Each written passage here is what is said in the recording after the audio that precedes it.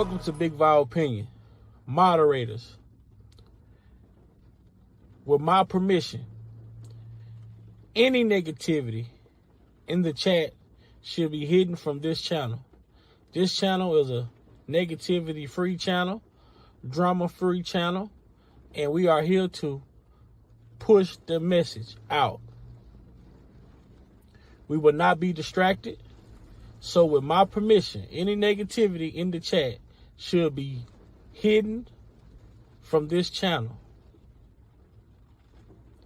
Welcome to Big Vile Opinion Platform. And I just really want people to know, I appreciate anybody that's helping me. I appreciate anybody that's helping me. A lot of people have been there for me. I just don't want people going back and forth, being mad at each other because one person did this for me and another person did that for me. That's what the devil wants. He wants to cause confusion. That's what these people want. They want to cause confusion. And confusion ain't gonna do nothing but keep me in here. But the real thing here.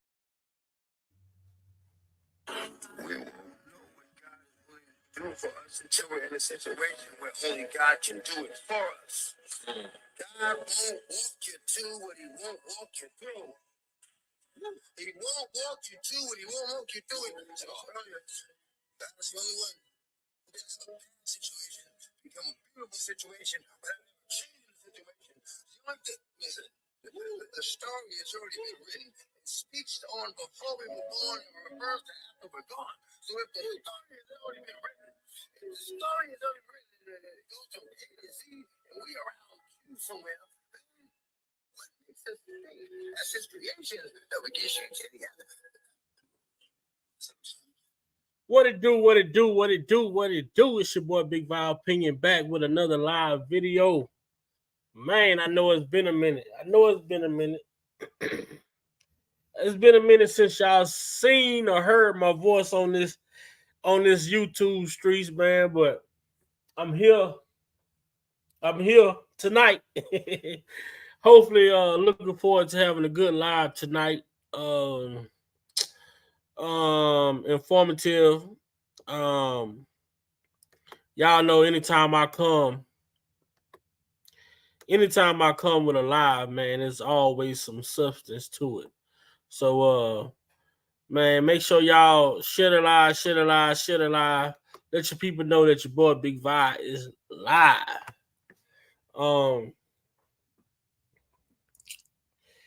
Just as I circulate through the YouTube streets, as I make my rotations throughout the social media world, whether it be Facebook, whether it be Instagram, whether it be X, formerly known as Twitter, whether it be the YouTube streets in general, as I make my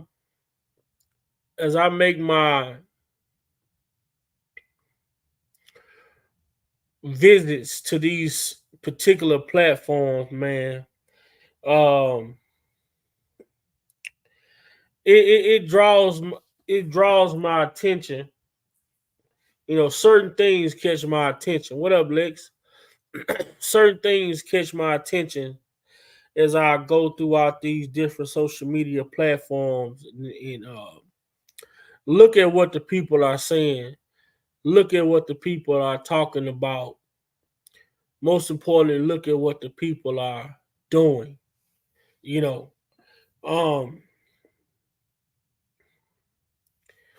there has been a great. What up, Judah? What up, Lex? Monty?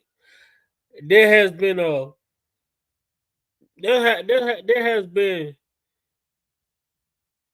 lot of people laughing. There are people asking questions. There are people wondering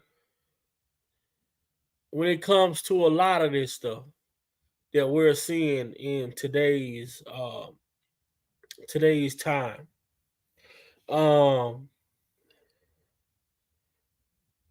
one of my first things I want to talk about tonight, most definitely, would be and this big shout out to Spitting Fire.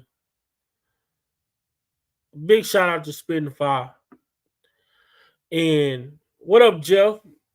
Man, I hope you're able to get in here tonight, Jeff. Because I have a question about something, right? And this is something that I thought about today as I observed something that went on here recently. Well, as of yesterday. Um I know some people may be in the bushes listening, right? But I know people are listening. Most definitely, I know people are listening. But we had our sister Spitting Fire put a petition together and was asking for signatures. She was asking for signatures to raise awareness to what went on with Mr. Kelly. The petition has barely got the amount of signatures for the notoriety that Mr. Kelly had. But yesterday, I want to say I witnessed something yesterday with this Marcellus.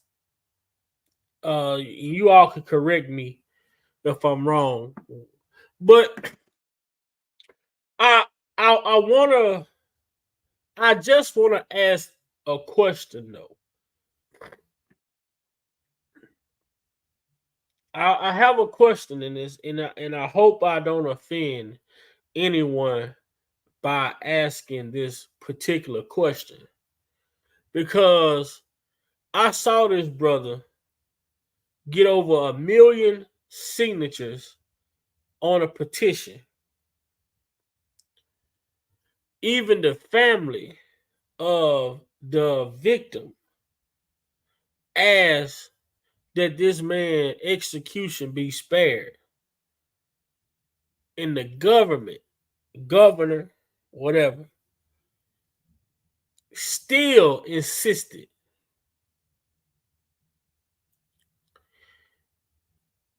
on going forward with the execution of this man.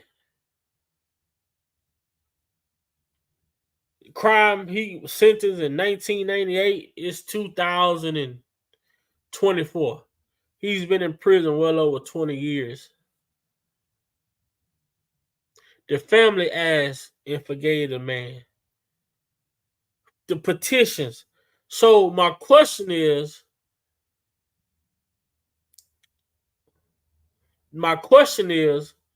what power is in these petitions that they ask us to, if we want to oppose a question, or we got something we want to bring attention to, we can start a petition and we can get signatures, and this petition supposed to stand for something. But when we as people, we as citizens of this country, 1 million signatures on a petition,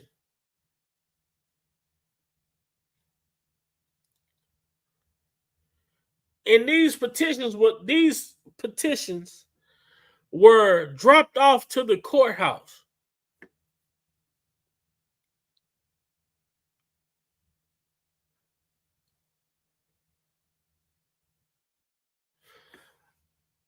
It's just like I don't I'm trying to. So if anyone have a better understanding of how petitions work and the purpose of the petitions and what does the petition supposed to do, if anyone could help with that, Help me understand that part. So that's one of the first questions.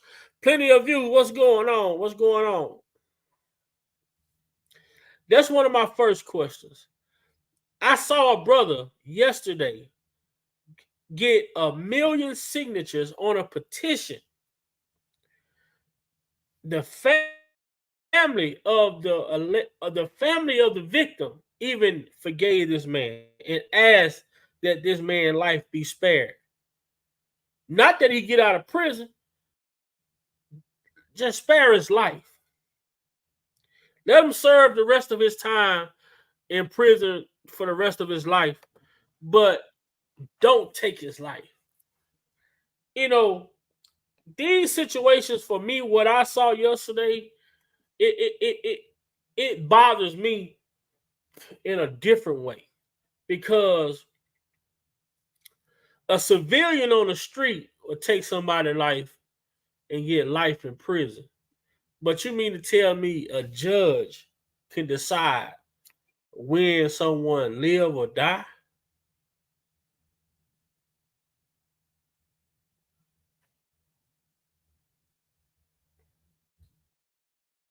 What's up, brother Jeff? Big Vibe, what's going on, bro? How you feeling this evening? Man, I have a lot of mixed emotions, a lot of mixed feelings, bruh. Was asking the question, not sure if you heard me, because I did a super shout out to a super shout out to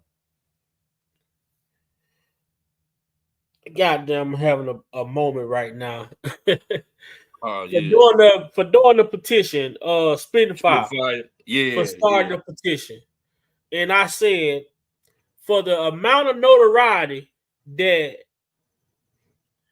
Mr. Kelly have, the petition ain't doing. I mean, you wouldn't be able to tell by the petition. But I said I saw yesterday a petition was turned in by citizens of this country to a courthouse, over 1,000,000 signatures on this petition. So my thing was, I'm trying to understand, like, what is the purpose of the petition, and like, how what is the weight? What does the petition? What does the weight of a petition carry when you got 1,000,000 people signing it, saying that hold on, something not right? You got 1,000,000 people asking, raising a question about a situation. Right. You got the family of the victim saying, "Hey, we don't want you all to take this man's life." Oh, But that's that brother Marcellus that they with the right. execution. Yeah, man. In that So situation, they got evidence to prove that his DNA wasn't on the weapon or anything like that, or on the victim. So that situation was very unfortunate that they actually went through with that execution. But I wow. see what you saying about it. Yeah, man, we was praying. I was talking to Mika about it yesterday. She really tore up about it because we was praying about that all night. It was like, man, it's supposed to go down at 6. I know, because sometimes they come in last minute and be like, all right, we got enough people that's on the ball that's saying they don't want this to go down. And just let that brother live, But see, they didn't want to pay him for him being locked up and falsely arrested and accused. So they rather had executed that brother instead of just letting him out. He probably would have been like, man, forget that money, man. Just let me live, man. Man, come on, bro. Yeah. Man, how do you convict people of something? How do you convict citizens of the same shit that you all do? Man. that was that right there, man, really just lets you know, further lets you know that, man, we in a system, we subjugated to a system that, man, really ain't for us. We not a part of this Constitution, and we just, you know, we just at their will, at their mercy, until we could come together. Because if it was, you know, I know they made a lot of noise, but the whole country, the whole world should have been on fire to get that brother out that electric chair, man, or whatever lethal injection they had to take that brother's life, when they got the evidence to prove that that man was innocent. Just because they don't want to pay somebody retribution. Man, it's crazy, bro. And I was speaking to somebody yesterday. You know, despite all of the things that I go through, I'm always worried about the next person. What's up, Miss Lady T? What's up, Tanisha? Courtney, what's up with it? But Peace and blessings, everybody. One thing, this country, the thing that this country had, over other countries was, you know, that made a lot of people wanting to come to America. And it was one word that made people from other countries want to come to this country so bad. And that one word was freedom. The freedom, the free will. And as I sit today, September 25th, 2024, at 8:22 p.m., I feel as though this country is slowly becoming, it's been a dictatorship, but it hasn't been more, it wasn't broadcast that way. You know, Right. it's we've been living in a dictatorship, but it's been broadcast to be freedom. Now, as for now, in 2024, with everything going on in the world, I say, and I feel like this country is slowly becoming a dictatorship. They want to dictate everything about our day-to-day life. How we look, how we walk, how we talk, what we eat, how we date, how we have interactions with each other, how many kids we can have. It's so much shit that's going on beneath the surface that's starting to come to the top. As I look at a lot of, let's just come in. But as I'm starting to pay attention to a lot of things that's going on within this country, bro, I don't feel that sense of freedom no more. Every aspect of our life is being looked at some sort of way. And they're taking things that people are doing in their day-to-day lives, and now these things are starting to become crimes.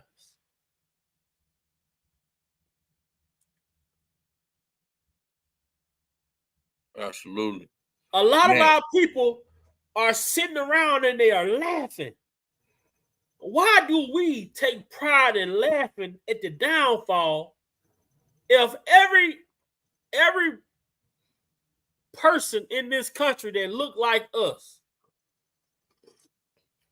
that wears our skin color, dream and goal is to make it out of the poverty-stricken environment that we once come from. And when we make it out, we got so many people who didn't make it out. They are so happy, so glad They are celebrating in your demise because of the success that you were able to have in your life, using the same 24 hours out of your day that we all have. Mm-hmm. We all say one thing, bro. When it comes to other races and ethnicities of people, they're not going to allow their people, their tokens who are at the top, to be denigrated and become a poster child for a movement or whatever the situation may be. They're not going to allow it to happen. Not at We all. said, oh, Elvis did this to a 16-year-old. Okay. And Jerry Lee Lewis did this to this. Okay. And but you can't say that in the black community. That motherfucker did what? Man, don't tell her how. You know, it's a conversation in the black community. But in the white community, you hear shit, you don't hear it. Mm-hmm.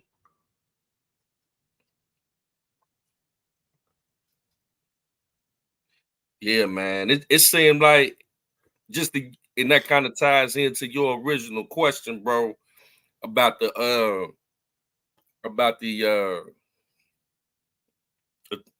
thing that Spitting Fire put out for everybody to sign on behalf of R. Kelly. With getting his signatures, what's the problem? You know, I think like this YouTube stuff has got people's minds so clouded and distracted that depending on if you rock with that particular blogger or not, you base your decision on trying to sign something and it ain't about the blogger, it's about the individual that we supposed to be fighting for the past 4 or 5 years. So, you know, just because if you know, and I rock with Spitting Fire, but you know, if I didn't like her for whatever particular reason, because I don't know her, we don't know a lot of these people. Like me and you, we chop it up, so we know each other, you know. But a lot of us don't know each other off of YouTube. So I don't even know the lady not to like her, enough to stop me. But what it's about is, like God said, is it the messenger or is it the message? What's more important? Exactly. What's more important? You know, that's why I always like when I read the story of Noah and God sending Noah to warn the people, and everybody just looked at him, thought he was crazy. Man, why are you building an ark 100 yards away from any water? And he's telling these people, he's warning these people of what's about to come. And everybody is calling him crazy, looking at him. Even he started to doubt himself. So he had to go back and have another conversation. But if those people would have listened to the message and not paid attention to what the messenger was doing, then it would have been a lot more people on that ark being saved when it started to flood than it was. Hey. Who had animals that had more sense than the humans. Exactly.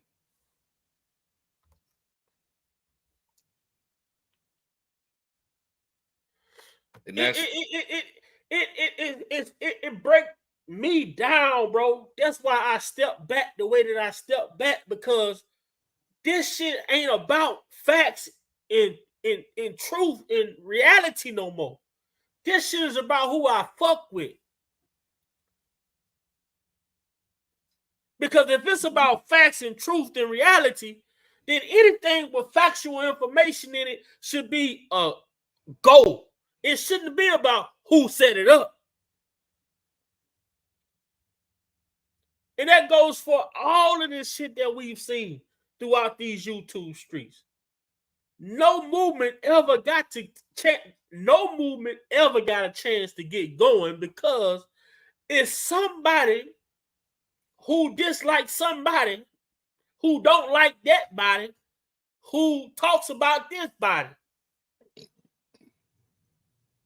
So a lot of our efforts have been falling on their faces because of we can't stick together. I don't like to talk about this shit that happened on January 6th, the insurrection shit. But you heard nothing about this shit until it happened. And when it happened, you saw hundreds of thousands of motherfuckers. You know why?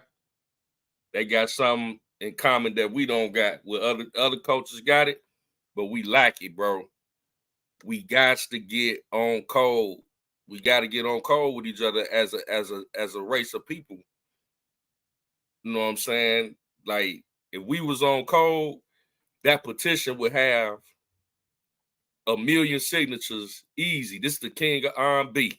It ain't no reason for that to be only 1,000 something, like he's some local rapper with a decent following. With all of the evidence that we have out there, with all of the proof that we have out there of the things that transpired within the case of Mr. Kelly.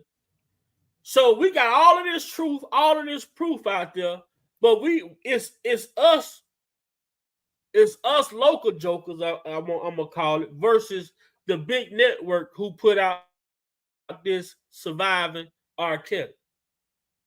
But the thing about Surviving R. Kelly that made it 10 times worse is all of the rumors in the hood that circulated for so long.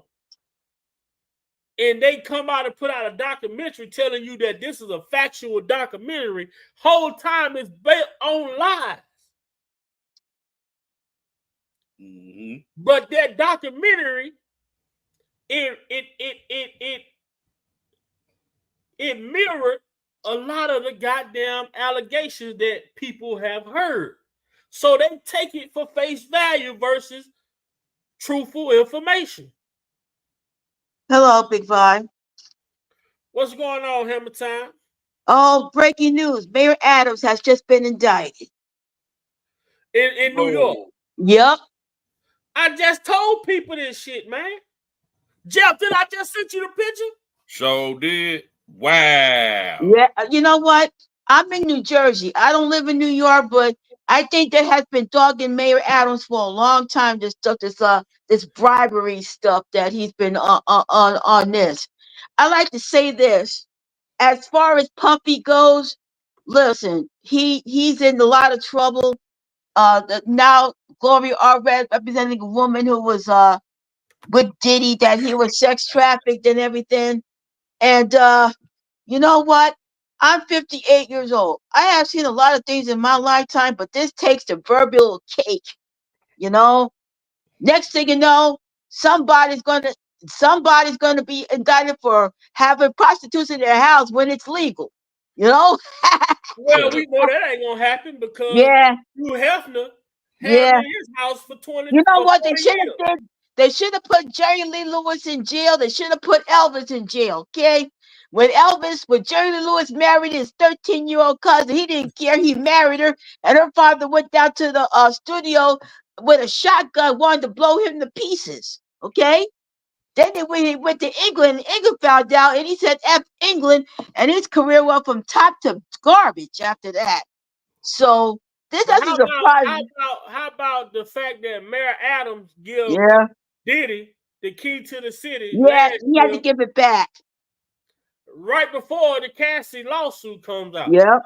He Yep. gives Diddy the key to the city. The Cassie lawsuit comes out. All of Yeah. a sudden, Mayor Adams is hit with An indictment. sexual assault allegation. You know what? It's hard to be a black politician or black supervisor because you never know who's going to have a target on your back. Judah, I see you trying to come on, man. What happened? It was showing that your device wasn't connected, but try to reconnect and come back, bro. You know what? I'm just. it's just sad that this is happening to us. We should be sticking together, but we seem to fight each other every freaking time. You know what I'm saying? And it's just a darn shame that this country hasn't. I would be afraid to vote for politics because you never know that somebody's gonna put some dirt out on me, and I didn't do nothing. Well, you should be at this point. I'm afraid to even come into any kind of financial gain. Man. Yeah, I I'm wanted to show afraid. you. Something. I'm afraid to come into any kind of financial gain because guess what? The world has made it so easy now and so popular now for Yeah, people who have had relationships in the past, like Mr. Kelly said, yeah, and they didn't work out. And now these women can come yeah. back and say that they were a victim of the relationship. Look what happened to Woody Allen. Nothing happened to Woody Allen with his daughter that he married. Okay, he Because, ain't in like jail. Jeff said, those people in that race of people, Yeah, they aren't going to they're not going to make a deal about it because they are still living by a culture that they came into this country living. I wonder what he was indicted on, Mayor Adams. You know what? New York They City trying has to get always. them for sexual assault. Yeah, yeah. You know what? You know what?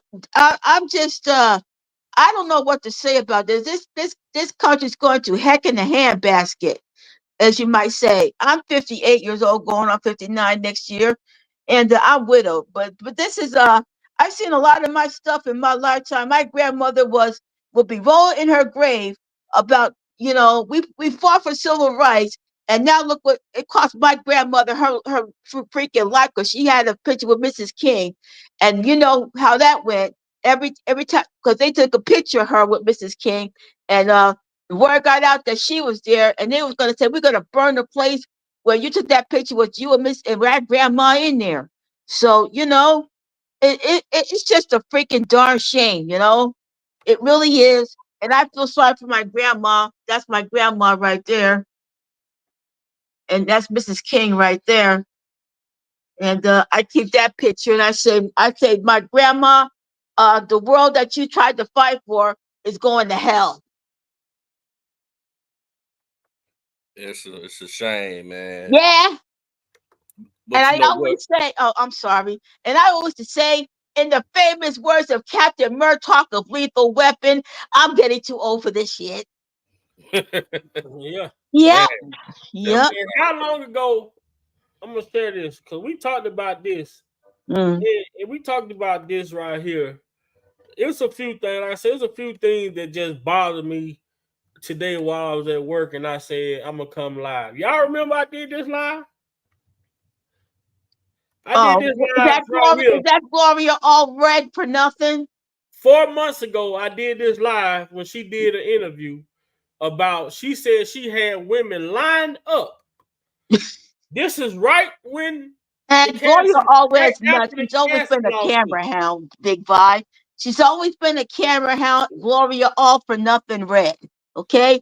And she was on TV today with the latest Diddy accuser lawsuit.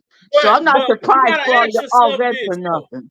Ask yourself this, and this is a question for everybody in the chat, everybody who has been following this woman since she came out to Bill Cosby, since she came out to R. Kelly, now she coming out to P. Diddy.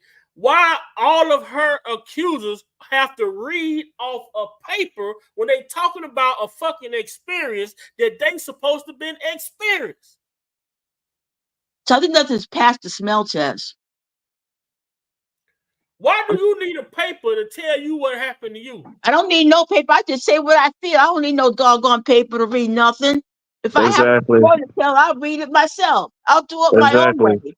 I'll tear up that paper to bits and say, listen, this guy did this to me, and I want to have my freedom back. So there, You no saw no this shit trail with process. with the man who found the baseball, who said he looked for a baseball tape. She had him on there reading off of paper. She had Faith Rogers reading off of paper. She had goddamn Tiffany Hawkins reading off of paper. This woman, come on, man. You talk about these supposed to be victims who encountered a situation that they said no, and they claimed they were assaulted. No woman would have to read off a piece of paper about a No, sexual I'm getting my assault Kill Bill situation. Hanzo sword, Big Rod. Right, I'm getting right. my Hanzo sword. What's your name down there? Up there, Judah? We got Judah, we got Jeff. Oh, hey, Judah. I got my Hanzo sword. If Gloria all red for nothing give me a piece of paper, I'll take my Hanzo sword and cut it in half. What up with it, Judah, man? What's good with it, brother? Man, it's crazy. Like I said, they're going after all of our people, and this don't make any sense. And just like you were saying earlier about this country, if you read Psalms 83, it tells you that they're gonna come to our nation to overtake it. People gotta understand what that's really saying. They're gonna come to your land and overtake you. So that means everybody's Absolutely. coming here, and they claim, well, we come here because we want freedom. Well, you don't see none of our people going to other countries trying to overtake it, but everybody's coming here to overtake it. So it's Right. like it's crazy. This is a nightmare that I don't want to wake. I want to wake up from. This is crazy, man. This is like if you're a black entertainer, I will feel sorry for you. You better watch out because you're going to have a You got target on to. your back. Because now, what they want, it kills me because they want to say, oh, Diddy having freak offs. What the fuck they think was going on in the Playboy Mansion? There was a lot of stuff Right, going on right. in the In Las Playboy Mansion. Vegas, they got a place called the Dollhouse. When you go inside, you got a line of women for you to choose from. And if you got if you could afford, you could choose as many as you want. Yep. I don't have that kind of bread. You see what I'm saying? Yeah. But when it comes to Uh-huh. a black man, But if I which had a business called the I'm gonna Man get Cave, I into, can have any man I want. I'm gonna get into what the conversation. Like I say, I was going from Facebook to Instagram, Twitter, YouTube. Okay. Now people are getting confused what the difference is what's the difference between the two? Sex trafficking and Mann Act. They are not the same. But if they charge you with sex trafficking, 9 times out of 10, they gonna charge you with the Mann Act as well. It's like Big Bud, isn't he on Rico? Diddy is? Yeah, his shit, they're the same charges almost as Mr. Kelly had. Okay. But I heard somebody say, well, they say TD Jakes was using the church to clean. Why would TD Jakes have to clean up Puff Daddy money? This nigga's he was net worthy at $1 billion. The man got multiple companies that he owned. Why would he have to go use TD Jakes to clean his money? That don't make no sense. That's the shit that niggas run around with on the street. They having these real conversations with each other. Like, yeah, that nigga was using TD Jakes to clean his money. Are you talking about Bobo from up the street who been selling bowls for the last 10, 15 years? That man money been clean. You know? That man money clean as the board of health, man. He in the industry for how many decades making records. He ain't like he moving bricks. Yeah. So, to frame that. But you know what? I think since the government is trying to take his money, I think they should take that money and pay off Puffy artists that he owed. That's these people done stuff over the years. That's something that they don't want. Because if you think about it, he started giving these artists they publishing this shit back. Like making the band. He started giving them their shit back. But the thing Yeah. is this, Judah. They shit is not worth nothing because they didn't sell nothing. It's more profitable for them to sue him for an alleged a crime he committed against them versus them having a master. This is pathetic, man. This is sad. I don't know what's going on, but make it the band. I think the band owes him. He did a lot of stuff with them, but I didn't think it was going to be like this. I didn't. You know what? If I was Diddy, I would try to be the biggest snitch in the world. You know what I'm saying? But he doesn't want to do that. He wants to You fight these don't have to charges tooth snitch, and nail. man, because the way God works, you don't have to tell on nobody. All this shit everything is gonna come to a light, man. We living in those days right now. Yeah. We living in those days that the Bible tells us was gonna come. No stone is gonna go unturned. But Hey, he remember, who can cast the first stone. y'all remember Cat Williams said at the top of the year, 2024 is the year of exposure. Yep. And right now, that's exactly what's happening. And Diddy that's got what a happened to I lot of, Mayor did Adam Mann. He's indicted. just a second. Because y'all remember I did a live and Cassie was on there. And then the other lady from Danny the Kane was on there. And she was telling us that Puff offered them they publishing and everything back. But she said she would only receive like $1,200-$1,300 every quarter. So that lets you know what they records is selling. $1,200-$1,300 every quarter. Big Boy, what's going to happen with Bad Boy now? I mean, is whatever gonna happen with it? I mean, Yeah. we don't know. At the end of the day, we don't know how Diddy had his shit set up. You know what I'm saying? Yeah. We saw these people go out to OJ even in his death because they couldn't touch his money. Yeah. They But tried you to know talk to what? Michael Jackson. It's so sad that he had those artists publishing and royalty in his kid's name, in his mama name, and I think that's foul. Oh man, Like they done this is sad. suffer all those years. His You know mama what? ain't looking good either. This all started with Bill Cosby wanted to buy NBC, and look what happened. Nah, I'll tell you what it is with Bill. They say it's the shit with NBC. It's Bill, that property Bill got when he got his house on and buried his sons on up in Pennsylvania. That shit is sitting on top of oil, and they want it. yep. Wow. And he buried his sons on it so they could never take it. Well, it was nice talking to you, gentlemen. Okay, Yeah, You because I too. want to talk about the mayor of New York on my show in about 5 minutes. I'm going to ask everybody in New York: are you going to let Mayor? I think Mayor Eric Adams should resign. Resign now, man. I mean, but they gonna go out there and charge him. But what did they do with Cuomo though? You see how that shit just Yeah, sounded that's you know what I don't understand about Cuomo. Those charges, he said he denied all those charges. Now he's what's his brother has a show Yeah. on there. Mario, not Mario Cuomo. What's his brother's name, man? I forgot. He should be on CNN with Don Lemon. Oh my God, Don Sweet Pie. Yeah, but he, you know what? I haven't heard a word about Cuomo's charges since then. No, you Then. haven't because No. they got a new poster child. Yep. You're not gonna hear about those people when they can No. still put a black person in the headline.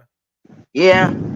Yeah. So, well, it's on CNN now. I'm gonna see what they charging Mayor Eric Adams with. I kind of figured this is gonna come down with him. If I was Mayor Adams, I would resign right now.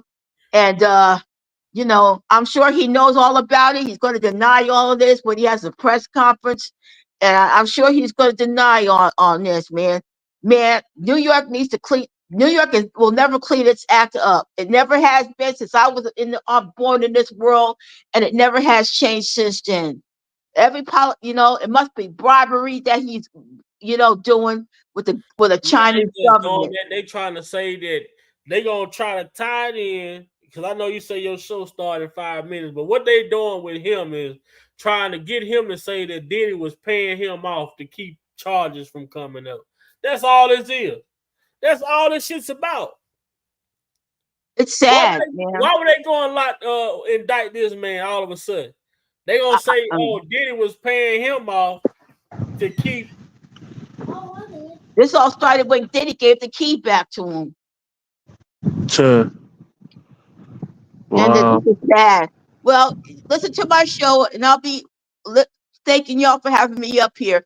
And I also say for the last time before I go, also again in the famous words of Captain Murtaugh of Lethal Weapon, I'm getting too old for this shit. God, yeah. Yeah.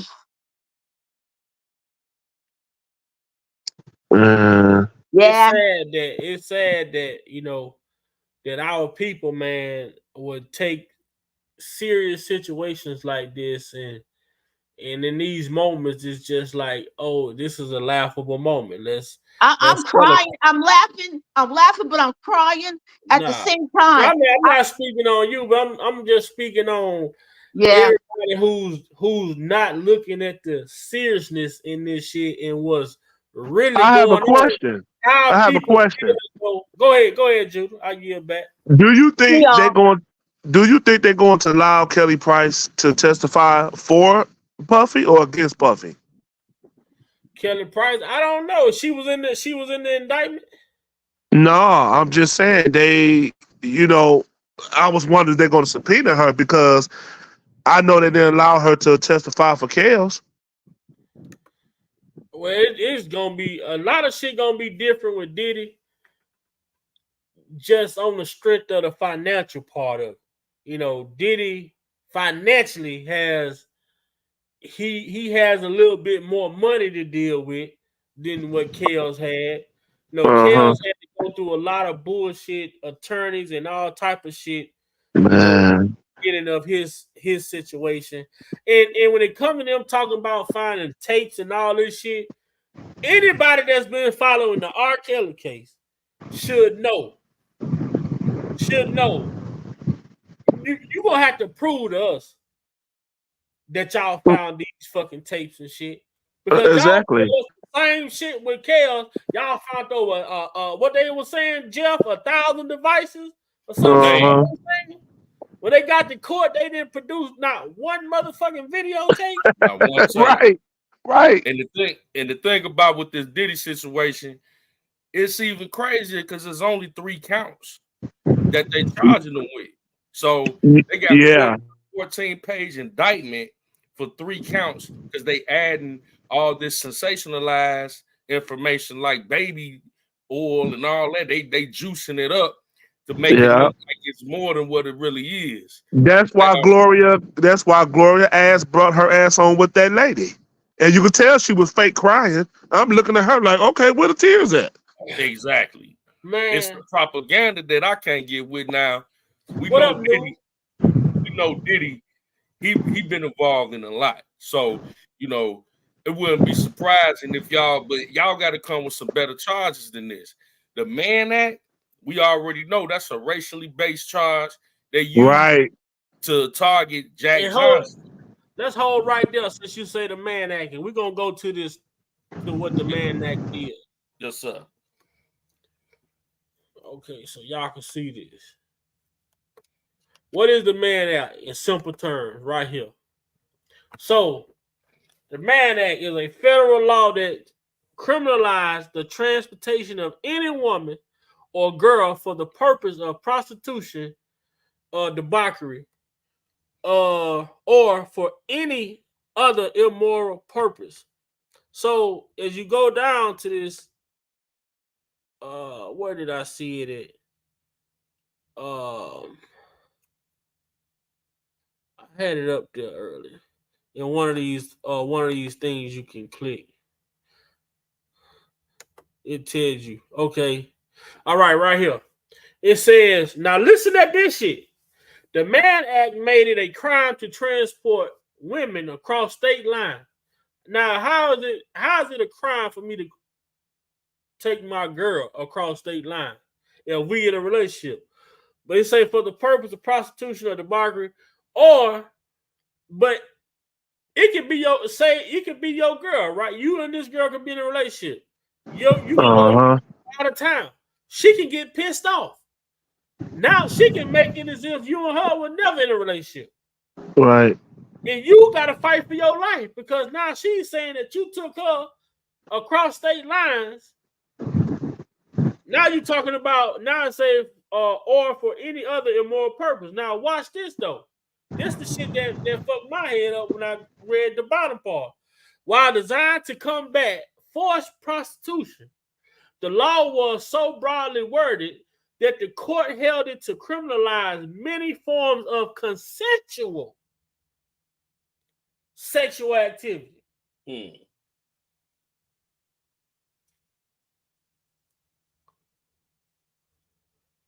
How can you criminalize consensual sex? That's only for our people. Right. They leave it broad like that so they can use it whenever they want to. Yep. Wow. Wow. That's by design. And if you notice, they only use it for specific individuals, and it goes hand in hand with Rico charges. Mm-hmm. And now they say it's forced with the purpose of prostitution. So then you go to I don't know if I wasn't sharing it. I'm bad. I'm tripping. I want people to see this.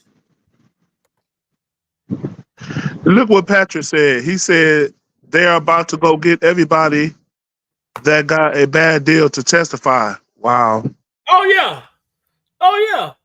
I just heard one of the dudes from Making a Band, Chopper City, said that he witnessed parties, but he never got involved because he was too young. So you mean tell me you was too young, but Justin Bieber what? Yeah. Man. We got a situation a few months ago when Neo and his baby mama got into it. When she telling Neo Diddy Jr.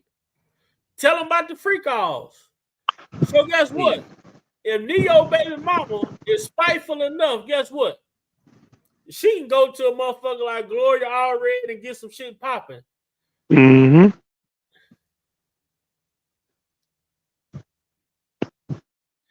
Now we look at sex trafficking. What is sex trafficking? Let's see.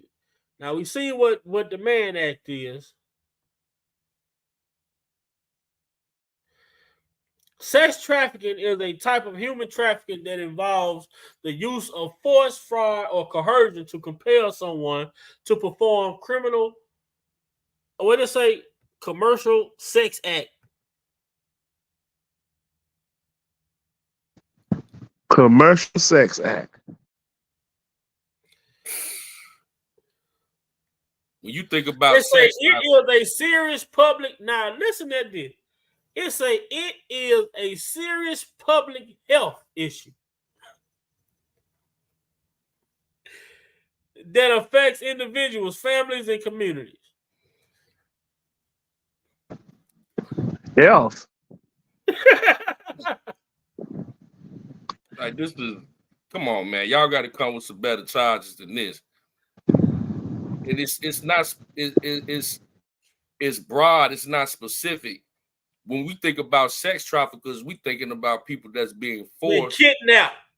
Yeah, and kidnapped and forced into doing sexual acts in exchange for some type of, financial compensation. Right. But to be trafficked, you got to be held against your will. Exactly. That means you being held against your will under the dictatorship of someone telling you what to do. They are making up stuff as they go. Exactly. How does that apply to So how do Pardon. that apply, Jeff, to me getting Rico. on the phone with if I lived in one state and I moved away and I get on the phone, you know, I'm getting on the phone like, yeah, man, you know how motherfuckers say they want to fly somebody, you want to fly in or whatever.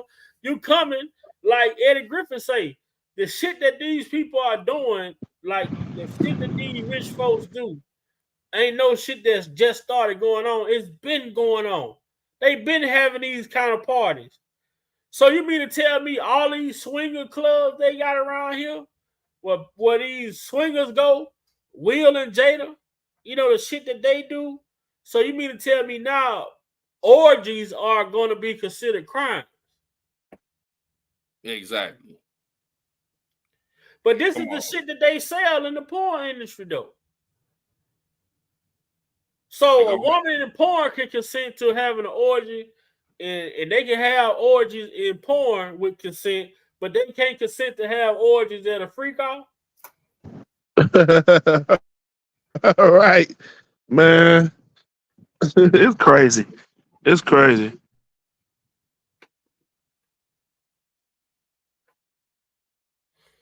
Yeah, Diddy did sue Ciroc and for racial basis, and they settled. And right after he sued Ciroc and they settled, here come the shit with Cassie. But I'm always stick to this, and I'm always say this, and this is something that I learned. I understood it more when it came to when it came to the R. Kelly case. But when I look back at what happened with Bill Cosby, anytime you paying settlements, aka hush money settlements, to keep shit from coming to keep allegations from coming to the media, is the worst thing that you could ever fucking do as a rich person, period. I ain't gonna say a rich person, I'm gonna say as a rich black man.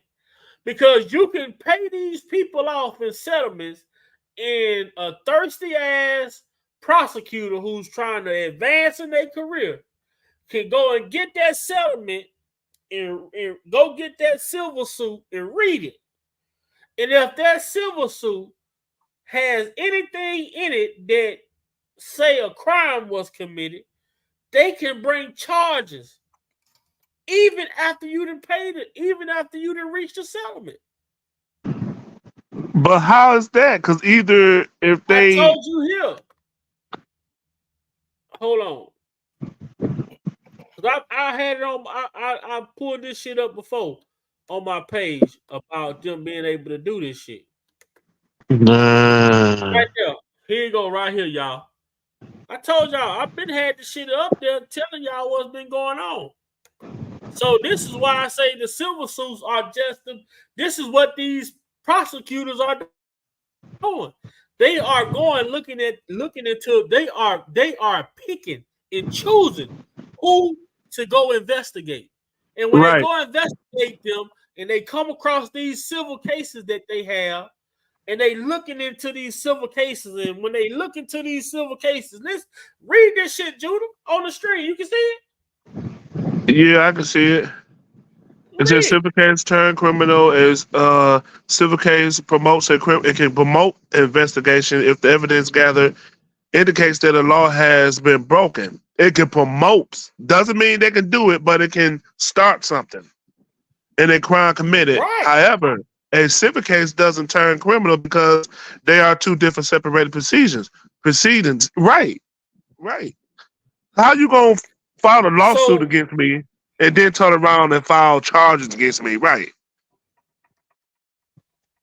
It's crazy. it is saying right here, a civil claim can a civil claim can order only civil remedies, but they can take that civil claim, and if they see that crimes were committed, then they can bring charges.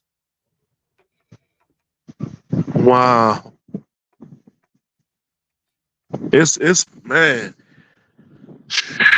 When you And they pay out a settlement, it's basically saying you admitting guilt by not admitting guilt. Yeah. yeah. If you look at Once you Kels, when they talk about the settlement factory, they took all of these settlements that, what's the woman name again? The woman that sued Kels 25 sometime. Damn, what's the woman name, man? Somebody help me out in the chat. Y'all know who I'm talking about. The lady She that sued sued them how Kels, many times? man, she sued Kels over 25 times. Heather Y'all Williams. help me remember the woman name in Chicago. Susan Heather Logan. Williams. Susan Logan. Susan Logan. Susan Logan. Susan Logan. Attorney Susan Logan sued R. Kelly over 25 times. And these same lawsuits were part of all these different Tracy Sampsons and all these women, all these were her clients. Man. Geronda Paces, the Tiffany Hawkins, all these were her clients. Wow. The woman say she sued R. Kelly so much, she stopped having to physically file paperwork. She had sued him so much, she said she would just get on the phone with his lawyers and tell them she got a new client down here alleging that he had assaulted them, and they would reach a settlement agreement. Man, shit. If you haven't seen it yet, Judah, all you gotta do when you get off of here, you want to read the article, go and Google Susan Logan. Not Susan Logan. Go and Google R. Kelly, the settlement factory, and you're gonna read that article, and you're gonna be pissed the fuck off. Wow.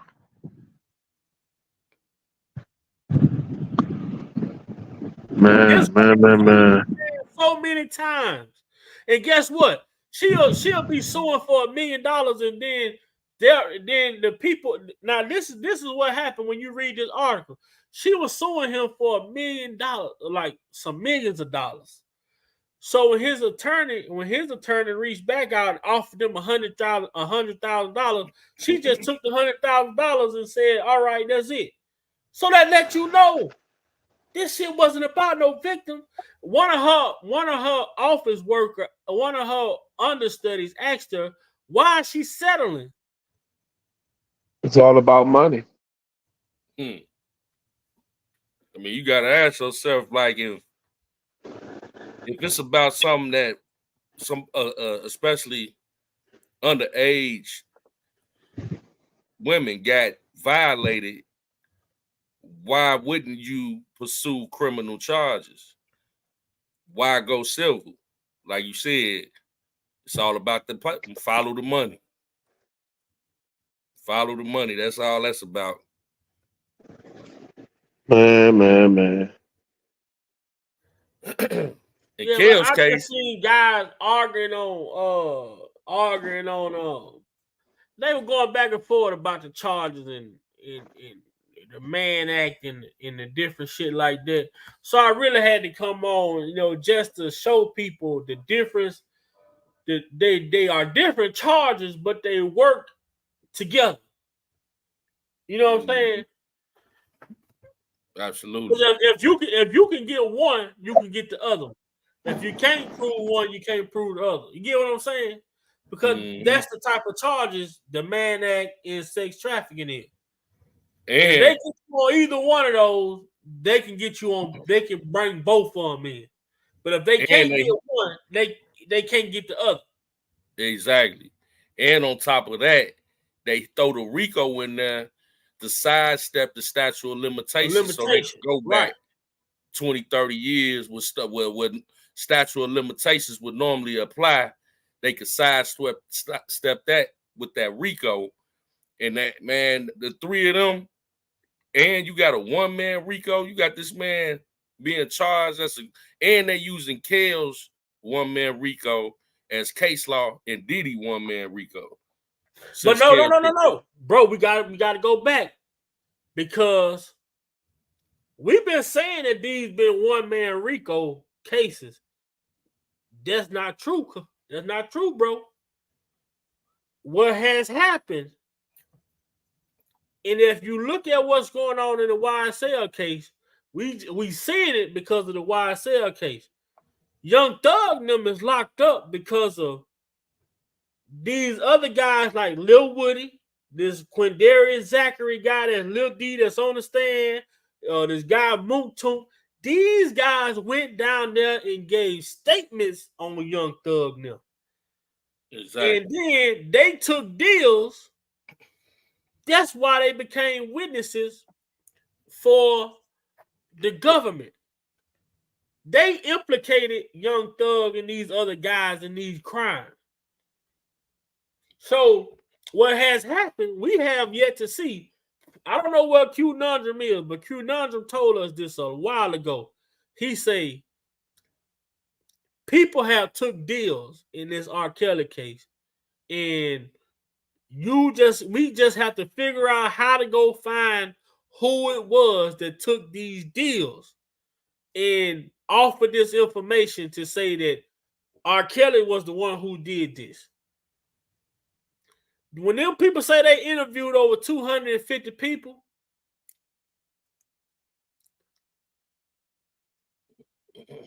I guarantee you he had co-defendants. They wasn't co-defendants. They were going to be co-defendants, but they cooperated and came government witnesses. That's why it's looking like he had a one-man Rico. And when you when you read this thing that I read to people the other day, let me see if I can find it for you, bro. Because I read it, I put it on my community wall the other day because I something told me because when I was watching the Young Thug trial, and I was like, how can one man really be like? Can it be such thing? And when you go and you read this right here, let me share the screen for you because I found this. Let me take this off right quick. Now you know what you call Cheryl Mack. She was a co-defendant. Cheryl Mack was a co-defendant. Demetrius Smith was a co-defendant. So you look at the ones like that, these people were co-defendants that turned state government witnesses against Mr. Kelly to say that he did this. That's why you hear Cheryl Mack testimony talking about that Jane Doe number 5 was sucking the man's penis right in front of her.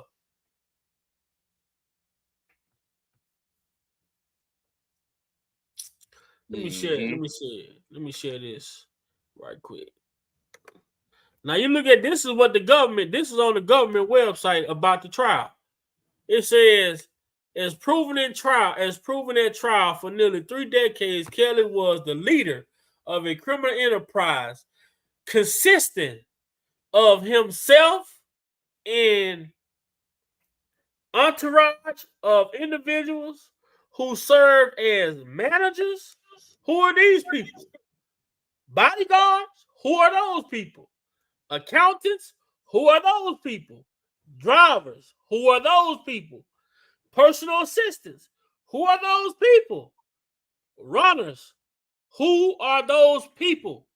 Those people were a part of his case. Why they wasn't on trial? You got immunity. Right.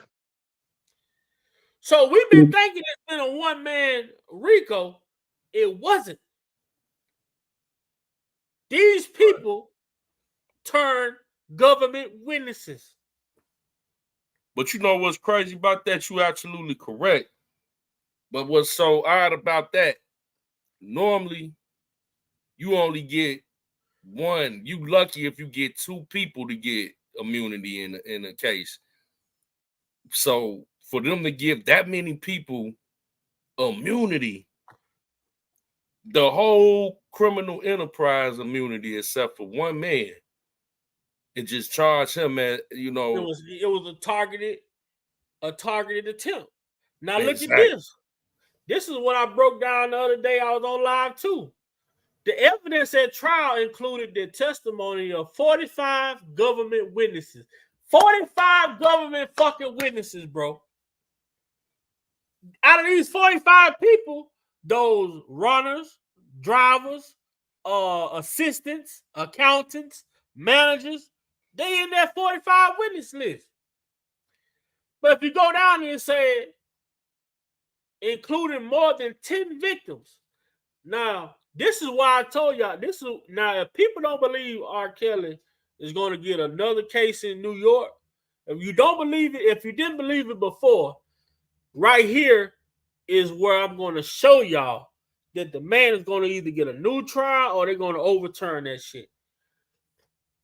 Including more than 10 victims, 5 of whom are named in the superseding indictment. So if it was, how can you say it's over? How can you say it included 10 victims, but only 5 were in the indictment? So it should have only been 5 victims, period. When they added them other 5 women as victims and they testified, that's prejudicial. Mm-hmm. That's the Supreme Court is going to call this shit out. Let me say something. This is the same thing that happened right here. Uh-huh. Listen at this. When the Supreme Court when they tell this woman this shit, she gonna say in this video, we listen to the Supreme Court. It's gonna be real quick, but she gonna tell this prosecutor, why couldn't you prove your case with the women that this defendant is being charged for? What was the purpose of the non-charged women? So this is why I tell people, Kel's coming home, man. Listen to what this woman say. This Supreme Court tell this prosecutor. Among our major arguments have been the fact that there were multiple prosecution witnesses who gave inconsistent statements that kept changing, and that some of these clearly had no case against the R&B king, but were nevertheless brought to trial. Their purpose was to further depict R. Kelly as the predator that was alleged to be. Another major concern was that R. Kelly's trial was completely prejudicial, and the judgment was made along assumptions that R. Kelly was a bad person, with no substantial evidence to prove a case against him. In this particular case, the Supreme Court jurors are completely unhappy to note that a judgment was made along similar prejudicial lines, making us confident that the Supreme Court will find it easy to rule out the current judgment. Once this has been overturned, R. Kelly will surely be a free man again. Take a look. Rationale for introducing the testimony of the 3 uncharged victims. The testimony of Young, Dunning, and Wolf, as Justice Burke found, was directly probative of defendant's state of mind. Why wasn't that accomplished with the 3 women who were complainants? I mean, that for me is the problem. You already have 3 women who give you 3 different types of stories of the horrors they allege they experienced with him. I think you've covered that. So to pile on with 3 uncharged complainants, 3 uncharged. Now, did you hear that, Jude? Yep. So if only 5 victims were in the superseding indictment, what was the purpose of the other 5 that testified? Exactly. Yep, exactly. Wow. Yep. So right there alone, I feel as though that's one thing I feel Kel's have working for him in this New York appeal. That part right there alone.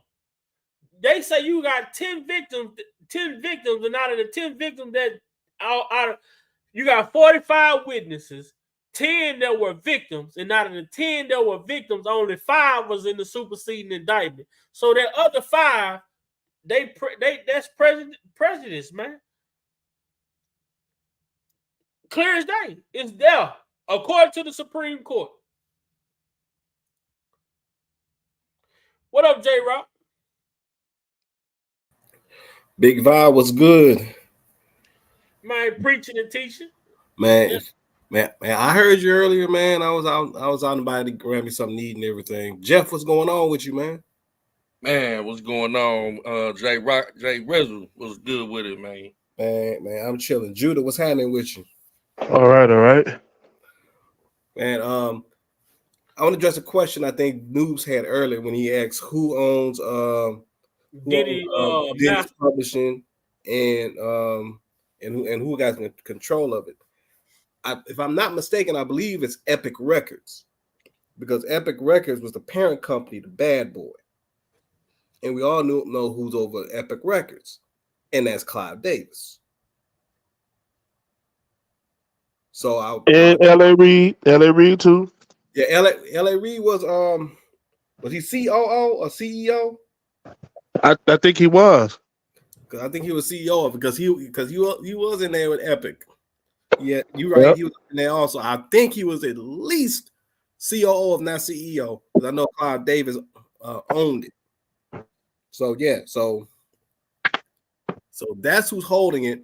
And the ironic part is, like I said, this is why I can't take these people seriously. Because now Diddy gets arrested September 17th on a Tuesday, right? But on Friday, September 13th, that was the 30th anniversary of Biggie's Ready to Die album.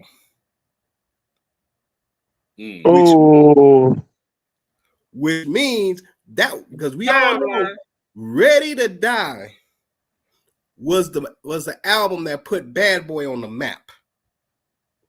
Facts. So 30 years to the day of that, the debut of that album was Friday, September 13th.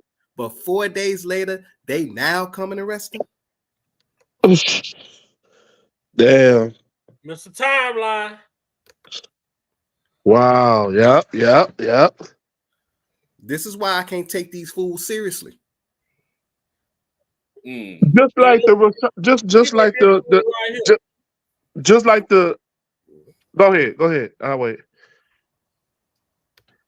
I like the fucking public, you feel me? Yeah. So niggas can't say nothing about it. Them square ass niggas, them precious cake little dick niggas. Yeah. I like for them niggas to see how I fuck. Like if you speak to Jodeci or Puffy or any of them niggas, they been at my house. They all see me fuck. They all know I'm a big nigga. Yeah. If a bitch touch my dick and she say my dick is small, then she's a lying bitch. Yeah. Tell her to name the tattoo that's on my rib that says warning. You get this dick, I'm fucking you up. The thing is, a whole lot of niggas write about taking girls out to shop, taking girls to fly to Dubai and all that shit. Yeah. Bitch, close your eyes, we anywhere. You feel me? And my whole thing is this. I'm a fuck it to death. I like the fucking public, you feel me? Yeah. So I'm a fuck it to death. I like the fucking public, you feel me? Yeah. So niggas can't say nothing about it. Them square ass niggas, them precious cake little dick niggas. Yeah. I like for them niggas to see how I fuck. Like if you speak to Jodeci or Puffy or any of them niggas. They say Jodeci or Puffy. Oh my God. Man. Aaron Hall crazy, eh? It was a wild boy right there, man. Mm-hmm. You don't think they're gonna try and call Aaron up in there to testify to you? Man, what if Aaron He gonna act a fool. He gonna act a plunk fool. What if he done already testified and gave a statement? Oh wow. That what's crazy is to add to what the J Rock was saying as far as the timeline. Here we go again around election time. Oh yeah. Big fish. Thank you. 2016, Bill Cosby. 2015 going to 16, Bill Cosby. 2019 going into 2020, R. Kelly. 2023 going into 2024, P. Diddy. Come on now. There ain't no coincidence up in this. And we know he got a lot of politicians that went to them parties. And one of them may be a presidential candidate. Mm-hmm. I know somebody else I know probably been to a party or two. And that's none other than Reverend Al Sharpton. You seen him on all the pictures with him? You seen him on all them pictures with P. Diddy? Yeah. Then it's going around now. And I'm gonna tell you how, man, niggas are so, bro. Excuse my language, noobs. You feel me? But niggas are so ridiculous, bro. They mad at Janet Jackson for calling out Kamala Harris. Oh my God. And nobody understood why Janet felt the way she felt and why she was saying what she was saying. people say, "Oh, Tito speaking through Janet, X, Y, and Z." Well, I end up finding out the real reason why Janet. Shout out to Twitter. The real reason why Janet feels some type of way about this woman. I got my own theories about it, but go ahead.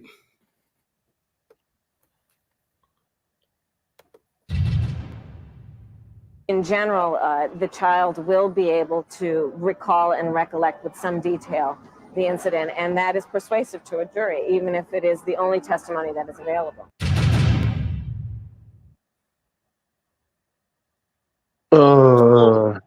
Ooh wee.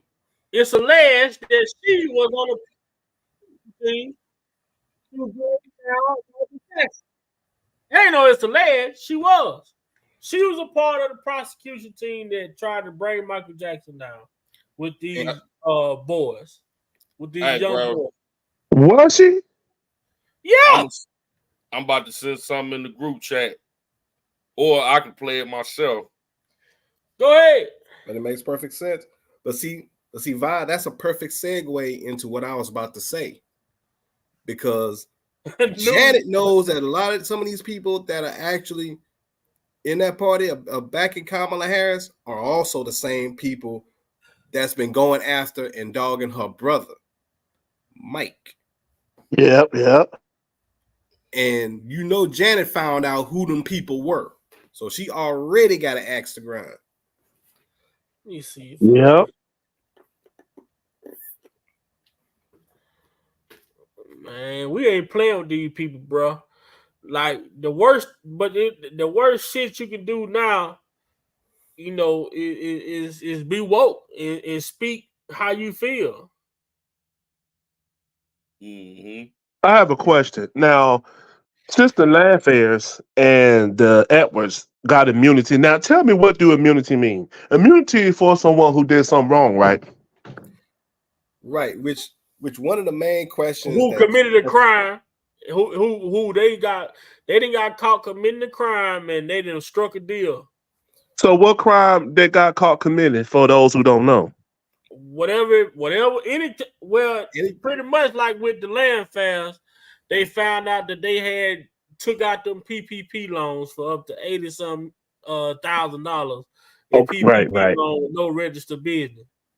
Yeah, and one of the things that shout out to Spitting Fire, because you always mention this point. If you're a victim, why do you need immunity? The child right. was able to recall right. in some detail the incident. And it's not just her got immunity, her whole family. Why her whole family got immunity? She wanted her whole family to have immunity. And they sit back watching this man suffer while they just sitting there. And it's bullshit, man. It's bullshit. And Sparkle ain't shit either. Baby House, yeah. Oh, well, she said they lied on her. She said she didn't tell her ass to go in there and sit down, rob a lap, and do nothing. Hold on right quick, y'all. Man. Oh, my God. And see, Sparkle's whole life been a train wreck ever since she decided to split from R. Kelly and try to work with other producers at that point. But then when she tried to spin the block and try to go back in it, because everything that she thought she was trying to that she was trying to do and thought it was going to work out blew up in her face, and she tried to double back. And he was like, no, you good. And now she saw it because she won't tell you. I got the whole video. Right. Whole video. Now let's check it out. Yeah, it's fucked up though. Mean life in prison, and cases like this can depend on the testimony of the child accuser. In general, the child will be able to recall and recollect with some detail the incident, and that is persuasive to a jury, even if it is the only testimony that is available. Jackson gave a wave when he was released after booking. He's scheduled for arraignment in January. Michael's been a long-time resident of Trump Tower, and last night the Donald strongly reiterated his defense of Jackson with Larry King by going... Whoa, hold the fuck on. Did I just hear what he just said? I forgot about that. That's true. He was a long resident. He was a long-time resident of the Trump Tower. R. Kelly was a resident of the Trump Tower. The two kings. Hey, Yeah. it get deeper. It get deeper. Yeah. Oh my fucking God, bro. Yeah. You got the king of pop. You got the king of R&B, and Yeah. you got the big Don, man. Now you got the king of CEO. Yeah. The three kings, they said it. That whole fast. All these people are connected. You got Kim Fox in Cook County. That's a DA that go after R. Kelly. You had Kamala Harris, that was a district attorney in California, that was putting out negative propaganda against Michael Jackson. Then you got the district attorney, Fonnie Willis, in Fulton County in Georgia, that was trying to go after Trump. So all these, and Fonnie Willis and Kim Fox both said Kamala Harris was their mentor. They mentor. Wow. Like the late Kevin Samuels once said, "You can't, God damn it, you can't make this shit up." This is crazy. What the fuck, bro? What up, Noobs? What's up, man? I couldn't take it anymore. Man, that's all right, news. Hey, like Bob Barker used to say, "Come on down." Come on down. Hey, I had a question. Did Sylvia Rome, did she try to go against Michael? Because I know he spoke about her against her before. Sylvia Rome was over. That's a good question. Yeah, he said some. I don't know what she did, but he spoke against her. She must have. I forgot who she was over, what company she was at. I'm trying to remember. So I think Sylvia Rome was working with. I think Sylvia Rome was with Elektra Records. Oh, okay. Okay, because she was over Keith Sweat, Cut Close, and all of them, and Dina Howard. Yep. Under Elektra. Yep. Man, it's fucked up. Even with Pebbles, y'all remember her? Same shit. Man, Pebbles did some shit. Woo, man, she did some shiesty shit with TLC though. Golly, the way they bled that money out from them. Yeah. Especially and then she claimed that Chili slept with L.A. Reid. I said, come on now. They was 19, 18 years old. What the fuck? Shoot, at that point, I don't know. I couldn't go. I can't really shit, anything. That's so bad about it though. It's like these rumors though. When you put them out in the black community, these rumors hold weight. Uh-huh. Now there was a rumor out there saying that Chili was messing with Suge Knight. Yeah, I heard that. Yeah. Man. Now what about if you get a chance to play the rest of that, man, you'll see how tight, Trump is with the Jackson family. So it make most sense as to why Janet wasn't backtracking nothing. When she said what she said, she stood on that. Mm-hmm. Okay, so they want me to finish playing that. Hold on. Okay. They better not come after that woman next. Yeah, don't do that. Oh. They already coming after. Yeah, they already It's crazy. They ain't fucking with Madonna. Shit. Why you Madonna's towing the line. She what? Madonna's towing the line. She'll say what she's told to say and do what she's told to do. See, the thing that Janet said was accurate though, because Candace, what's her name? Candace Hope. After booking, he's scheduled for arraignment in January. Michael's been a longtime resident of Trump Tower, and last night the Donald strongly reiterated his defense of Jackson with Larry King by going after the accuser's mother. She's had plenty of experience at going after people, and she goes after them viciously and violently, and I saw a story and I read another story about some of the things she's done, and I don't believe it. But you know what it's like when an indictment comes down. It's tough. It's presumption. It's tough. It's tough to win. But I have a feeling he's going to win, Larry. The interesting thing is I've known Michael from many different standpoints, and Michael would spend a lot of time with my kids. I have beautiful kids, and at the time, like at Mar-a-Lago, and even in Trump Tower, the kids were very young. Michael would come, play with the kids. He just loved children. He was not a child molester, and I am certain of that. He loved children. He'd play with my son Eric and my son Donald, and he'd just play with them forever. He loved children, but he was not a child molester. And, you know, that whole final saga of Neverland and the police and what they did was, I think, a very, very bad part of Michael's life. Wow. And so to go back to who was it? I think it was J Rock or somebody asked, you know, why does the whole family need you know, these agreements, you know, with the prosecution? Yeah, why do they need immunity agreements? Because in a lot of cases, and I know, I mean, you guys have talked this out to, you know, exhaustion. These parents were pimping their kids out for the dough. Right. And so if they go into court and tell what they know, firsthand knowledge, quote unquote, and they were a part of that, that's how they knew that, then the immunity agreement agrees that, okay, well, we're not going to go you for the crimes that you admit to while you're testifying against this guy. Right. Look at Aaron Carter. Look at what his mother did. Yeah. That's fucked up. It's like, damn, really? Well, what you think about this right here? This is Kim Porter children saying that they mama never wrote a book. Now, I heard something about Come on now. Now, didn't Al B. Sure come forward and debunk said that book was fake? No. The children's man. The children say we have seen so many hurtful and false rumors circulating about our parents.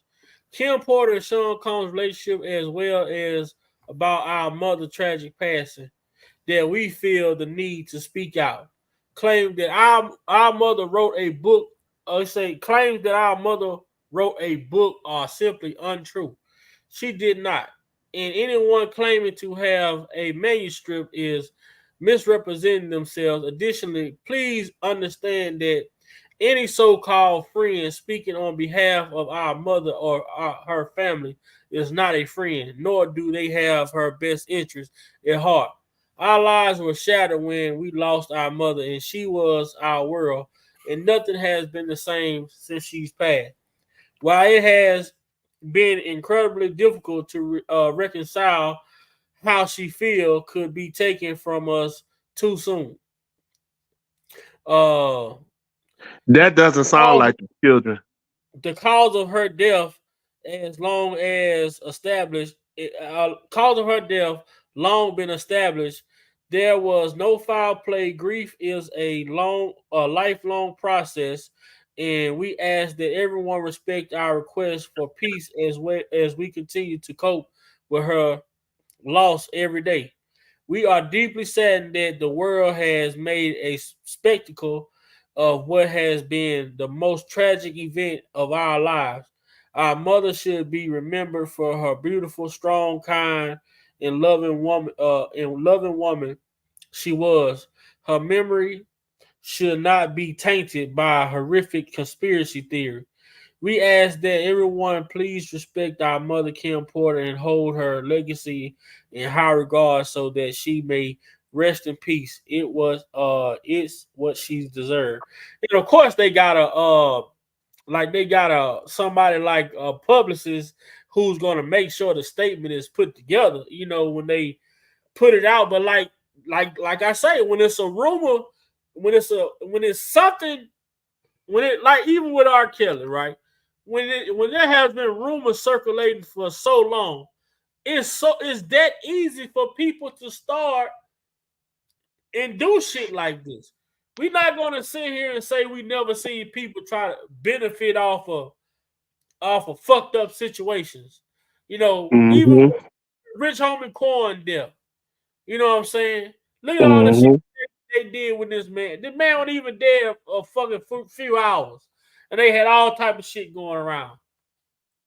You know, it's crazy, bro, that people take these type of situations, and depending on who you are, I always say this, it goes back to the hood. When you growing up in the hood, you had that popular person, or wherever you grew up. It was always that popular person that everybody liked. You couldn't say nothing wrong about this person, no matter how much wrong that person did, no matter what you caught that person doing, you went and told somebody, just because he's liked, they not gonna believe you. Oh, he ain't like that. He did that. He'll never do that. But if it's somebody in that community that don't nobody like, you can go and spread a lie on that person, and the whole neighborhood gonna be talking about it. Hey, Vi, when did Kim Porter pass? 2018, right? I'm not exactly sure. So why they? Because we heard about the book after she died. So why wait all those years to come out and say, "Well, there's no book, there's no this." Now they came out after Puffy is arrested. Now y'all want to say this? That's what I said. Manuscript. Now they claim to have a manuscript of what she wrote, but of course, if you got allegations circulating, it's easy for somebody to put together some shit. Did you see? Did you see the book? The shit look like a book that people have put together in a classroom. Like it ain't no type of like. I mean, people were talking about like, what the fuck is this? Like, I think she got a book, but I don't think that's the right one. No, that part right there. Because breaking in her house and all this crap, where all that come from? They took her computers and the USB things and port all of. It's crazy. You know, I just even feel as though like a lot of this shit, bro. You know, when your name is tainted, it's so much. It's so easy for people to profit off of you. You know what I'm saying? Even with Michael Jackson. They put out all those rumors about Michael Jackson. Even when this man was found innocent in court, they still said the man was liking young boys. Even when these young boys came out and said, our parents put us up to lying. Right. Even when one of the young boys couldn't even live with himself to the point that he committed suicide. Yeah. Because of the shit that his parents put him through. And look at what Ron Newton. Remember Ron Newton? He's dead now. I tell people that shit all the time. Now that's another person. They try to get Ronnie Newton. They try to use pictures of his kids at Michael Jackson's house to set Michael Jackson up.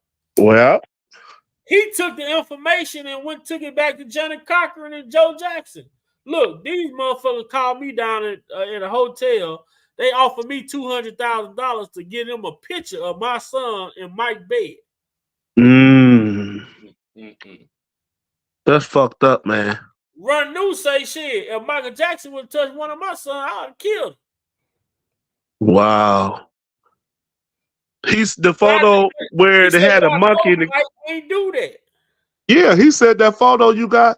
That's the first time my kids even met Michael. So what is y'all talking about? And notice what Donald Trump said. He said, man, Mike played with my kids all the time. He ain't no child molester. He just loved children. The man didn't have a childhood. So, with that being said, when he became an adult, he pretty much went backwards trying to live his childhood. And through that, I mean, nobody talk about this man having a fucking families that couldn't afford cancer treatment. He was providing this shit. Yeah. That ain't important though. Why do you think Michael dropped his nephews from his record label and Brownstone? Remember when Brownstone was signed to is it MJJ Records or something? He didn't want them to be involved in nothing. He didn't want those ladies or his nephews being involved. He said, I had to let y'all go. It's not on a bad term, but he had to let them go. Because he knew the shit was finna come. He knew the shit that they was doing. Then you got Damon Dash. You don't want to speak on Diddy party because you were there. Yep. But you want to talk about Kayla. He what? He want to talk about Kayla, but he don't want to speak on the Diddy party. Was both at the Diddy party. But you know what? I've said time and time again. And why am I always right when I say this? Man. Every time somebody comes out of term and speaks something negatively about R. Kelly, they catch their own private hell.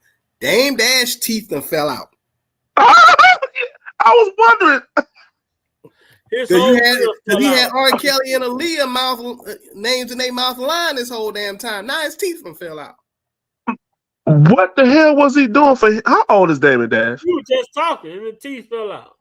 Yeah. How old is Damon Dash? Damon Dash what? About 55 now? Why in the hell he got? Man, 3 individuals who are part of our. it's crazy. Oh, and that's not all. You know, y'all showed the video about Kamala Harris speaking on Michael Jackson in regards to the issue that he had. Evidently, Michael Jackson was not the only celebrity that she had a run-in with in regards on the legal side. The family of Nina Simone has come out against. Yeah, I heard about that. It said she took that girl money by Nina Simone's family for losing the family estate. How the fuck did she get involved in that? What was she? But here's the strange part about it. Let me because I pulled the article up, but let me go to the part where it mentions talking about her estate and that her family because the granddaughter said that her family don't run her estate anymore. It said it was taken away from us and given to other people. He said our family's name has been dragged in the media. We got no royalties, nothing. Want to hold someone accountable? Ask Kamala Harris why she came from our family. That's the granddaughter. That's it. Oh, so she came against Nina Simone family. Yeah, Kelly claimed that Harris, who was California Attorney General at the time from 2011 until 2017, of taking away her family rights and bullying her mother in court. Wow. And get this. The mother's name is Lisa Simone Kelly. Why did the name Kelly pop up on this too? What is up with that? And look at administrator of Nina Simone's estate and a charitable trust that she was established after the singer's death in 2003. But you know, according to documents, Harris's office had sought to surcharge Lisa Simone Kelly for almost $6 million plus $2.5 million in interest. Said her office ultimately reached a settlement with Simone's daughter, who was stripped of her role as administrator and agreed to relinquish her rights to her mother's work. Now, the messed up part about it was her granddaughter, Rihanna Simone Kelly, accused the vice president of leaving her grandmother's estate in shambles and the family struggled financially. And she mentioned, as I said before, I asked her why she separated my family. I asked her why my grandmother's estate is in shambles now, she wrote. Ask her why we, as her family, no longer own the rights to anything. Ask her why she bullied my mother in court and why my mom almost killed herself from depression. And she continued on, asked why her mother had a gag order put on her and why she could not speak on certain things. Ask her why she didn't even want my mother to be able to say she was Nina Simone's daughter. Ask her why she wanted us to walk away with nothing. And there was another part about this that really stood out to me. This bitch. And the holding of the company, the holding of her estate, if I'm not mistaken, her estate holdings is actually being held by, get this, by Sony. What? Wait, what? Wow. Say that again. The holding of her estate, probably her works, everything that's involved with Nina Simone, from what I read, because it didn't have the information on that one article, so I pulled up the other one, and it mentioned the fact that it actually was being turned over to Sony. Damn, they dirty, man. Is Sony on the same level as Arista? Because I know Arista is a big company as well too. Oh yeah, Arista, because Arista held works like with the Luther Vandross, wasn't it? Mm-hmm. Phyllis Hyman and all of them. Yep. Was Whitney under Epic or was Whitney under Arista? I think Whitney was under Arista. Arista, yeah, because she came back to Phyllis Hyman. Yep. Yep. Aretha Franklin was under Arista too. Yep. Yeah. Mike was under Epic at one point. Mm-hmm. It's crazy. Oh man, it's fucked up, man. I saw it on here. It's in one of these articles. I'm trying to find it, but I did see it said when Nina Simone's estate and everything was stripped from the family and everything, it had mentioned that Sony was in the holdings of. That's what I saw. And I'm trying to find the article because I saw it when they talked about it too. And I was like, when I said, ain't this a, and matter of fact, Nisi in the chat right now. Nisi can confirm it because me and her talked about it. And I brought it up too. I said the ironic part was their last name was Kelly. Sony was involved and involved another artist, and also the same artist who was connected to Kim Fox was also R. Kelly, who's also had shit with Sony, and Michael Jackson also, who had issue with Sony as well. And speaking of Kim Fox, allegedly, you heard about her nephew supposed to have killed somebody? Whoa, huh? Yep. I'm gonna find that article. I seen it. Holy shit. See the bullshit? Man. And then this conversation getting so good. I don't wanna go offline tonight, but I got early morning, man. We got about, let's see what time. We got about 8 minutes, about 7 minutes left on here. But I'll tell you what, let's do this. Do a part 2. No, definitely. I can come tomorrow around about the same, probably about 8 o'clock tomorrow. Come on. And what up, Diane? Come on about 8 o'clock tomorrow, because I got some other stuff I wanna present as well, man. That's cool. That'll give me enough time to look up that article on the other article that I saw with Nina Simone that shows specifically in regards to Sony's connection to this too. Man. Yeah. And you see what I just put in the chat, right? Who owns Sony? The Vanguard Group, BlackRock, and Norges Bank. Those are the 3 big ones. There's been a lot of talk about them. Oh yeah, shout out to Senator Sane, man. Bro, man, ain't Sony a Chinese? I thought Chinese came up with that. Sony. Do they own that? Japanese. Okay. Wow. And if you ask BlackRock, they don't own anything. They're just an investment firm. What time? Well, we can come over on your live tomorrow, Jeff.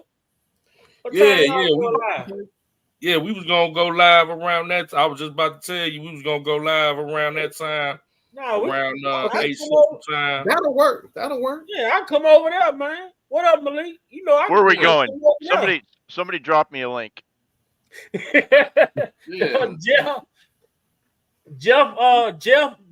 got a channel. Jeff can put a link in there Jeff, for y'all channel, I think it's the voice The voice for the voiceless.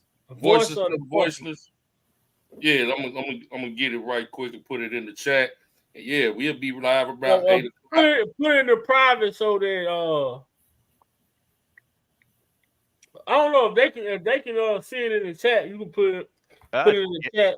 Yeah, try it. See if it'll. Let me see. Yeah, man. Yes. But before I go any further, man, I want to say, if I didn't get a chance to say it, rest in peace to Tito Jackson, man. Because yeah. Rest in peace to Tito Jackson. The Kennedys weren't the only family of royalty in this country. The Jacksons were the other. Oh, sure was. Yep. And right behind the Jacksons, you had that was influenced by the Jacksons. You had the Silvers, you had the Barbs, you had the Jets, you had so many.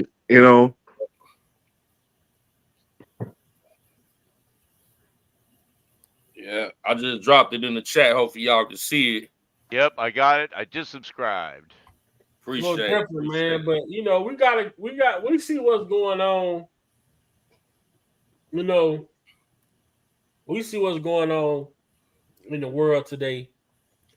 And like I said in the beginning of this live, man, a lot of people look at this country and they was coming to this country. The biggest thing, the best thing this country had going for it was the thought of having freedom that's different than other countries. And slowly but surely, man, they literally taking our freedoms away from us. One case at a time.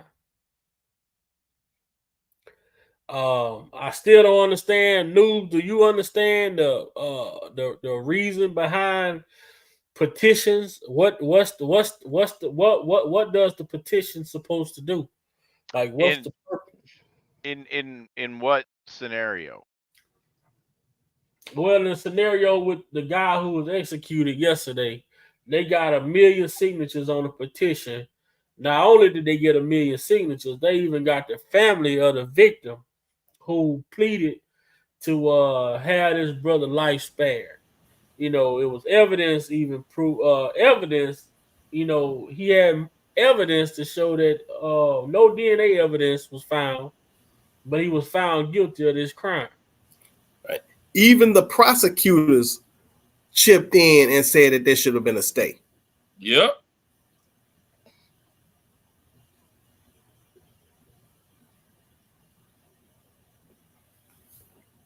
A million signatures. And I couldn't tell you, like, it really doesn't have any weight except for public pressure weight. Right. And so now, what does that do how does that make the public feel when the public didn't gathered 1 million signatures to bring awareness to a situation? Now moving forward, when people see petitions, how do you think they're gonna feel about it? Man, I just couldn't say, because I have been on the receiving end of somebody just walking up on a sidewalk or whatever, and they got this petition, and they kind of give you a brief summary of what it's about and that sort of thing. And so let's say they get 1 million signatures. Your question is, what good is that? I don't know that it's really good, other than to, like you say, highlight a specific situation, and because that's 1 million people that they've touched. Right. And so now the result of that could only be like, how you go about voting for judges and district attorneys and everything else. Like in the R. Kelly situation, what does it take? What does it take before enough people are sick of Fulton County, before people are sick of the judicial system in the state of New York? What does it take for them to vote for something else? Right. And then on top of it, let's not forget Cali, because they're involved in a whole lot of shit too. Yeah, but I mean, and that's another great example, in these circles of conversations. I mean, we've seen it over and over again. How many times have we said that, hey, the R. Kelly case has been used as a storyboard for, all of the cases all the crappy Rico cases that came after it. And they're You out. know, Right. And that's why I say they not going to overturn his conviction right now with the shit that Diddy got going on, because they need that case law. I honestly don't think they're ever going to overturn it. I really don't. I think they're gonna screw around and screw around and screw around and hope that it goes away. All It right. ain't gonna go away. Well, I actually think, and this is just me saying this, I actually think that R. Kelly's best shot is going to be a pardon, because, man, and this is why, because what y'all were just talking about, the connection with Trump Tower, so he is keenly aware of these situations. Probably has even more information than we do firsthand from these folks that have stayed in Trump Tower. And so, are we going to wait for the judicial system, or is, Trump going to go and clean house and say, all right, these guys over here that I got on this list, and he's got a list. I think he's got a list of pardons. Mm-hmm. Well, however it go, I hope it just go. But like Yeah. I say, man, even as looking at the Supreme Court and looking at what the government in his New York trial did, when you say you got 45 witnesses, and out of the 45 witnesses, 10 of them was victims, and out of the 10 victims, only 5 of them was in the superseding indictment. So them other 5 victims that y'all had testifying against this man, that's prejudice, man. It's lipstick on a pig is what it is. You know what I'm saying? And that's something that the Supreme Court, what they were just telling their prosecutor in that video I played, it's already case law out there about shit, like about prosecutors doing shit like that. Right. Bringing in uncharged acts as bad act witnesses to inflame the jury. That's prejudice. That's prejudicial. You can't do that.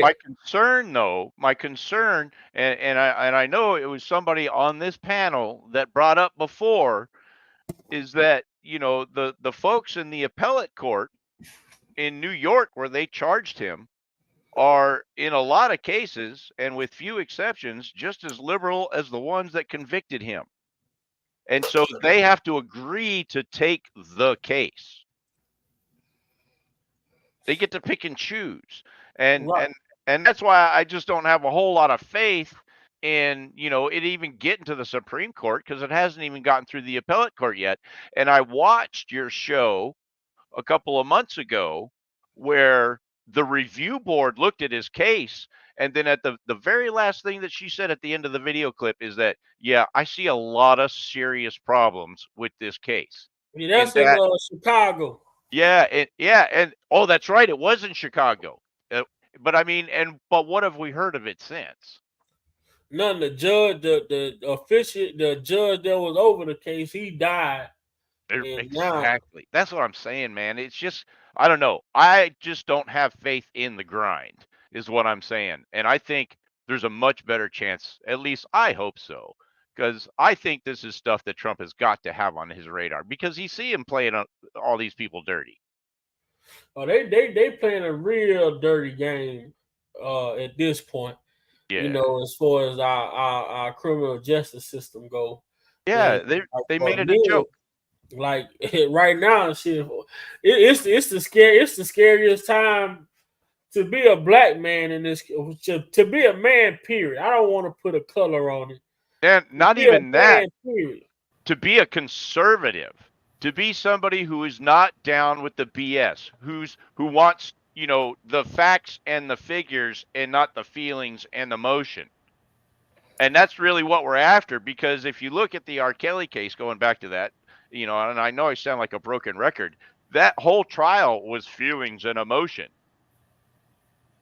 The whole thing. Right. They didn't have any facts or figures.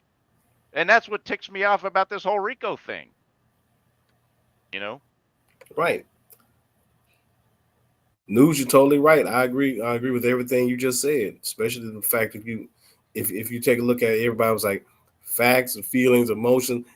And like I said, it was a lot of R. Kelly's case was a lot of smoke and mirrors and a lot of illusions that was being used. And a lot of fake tears.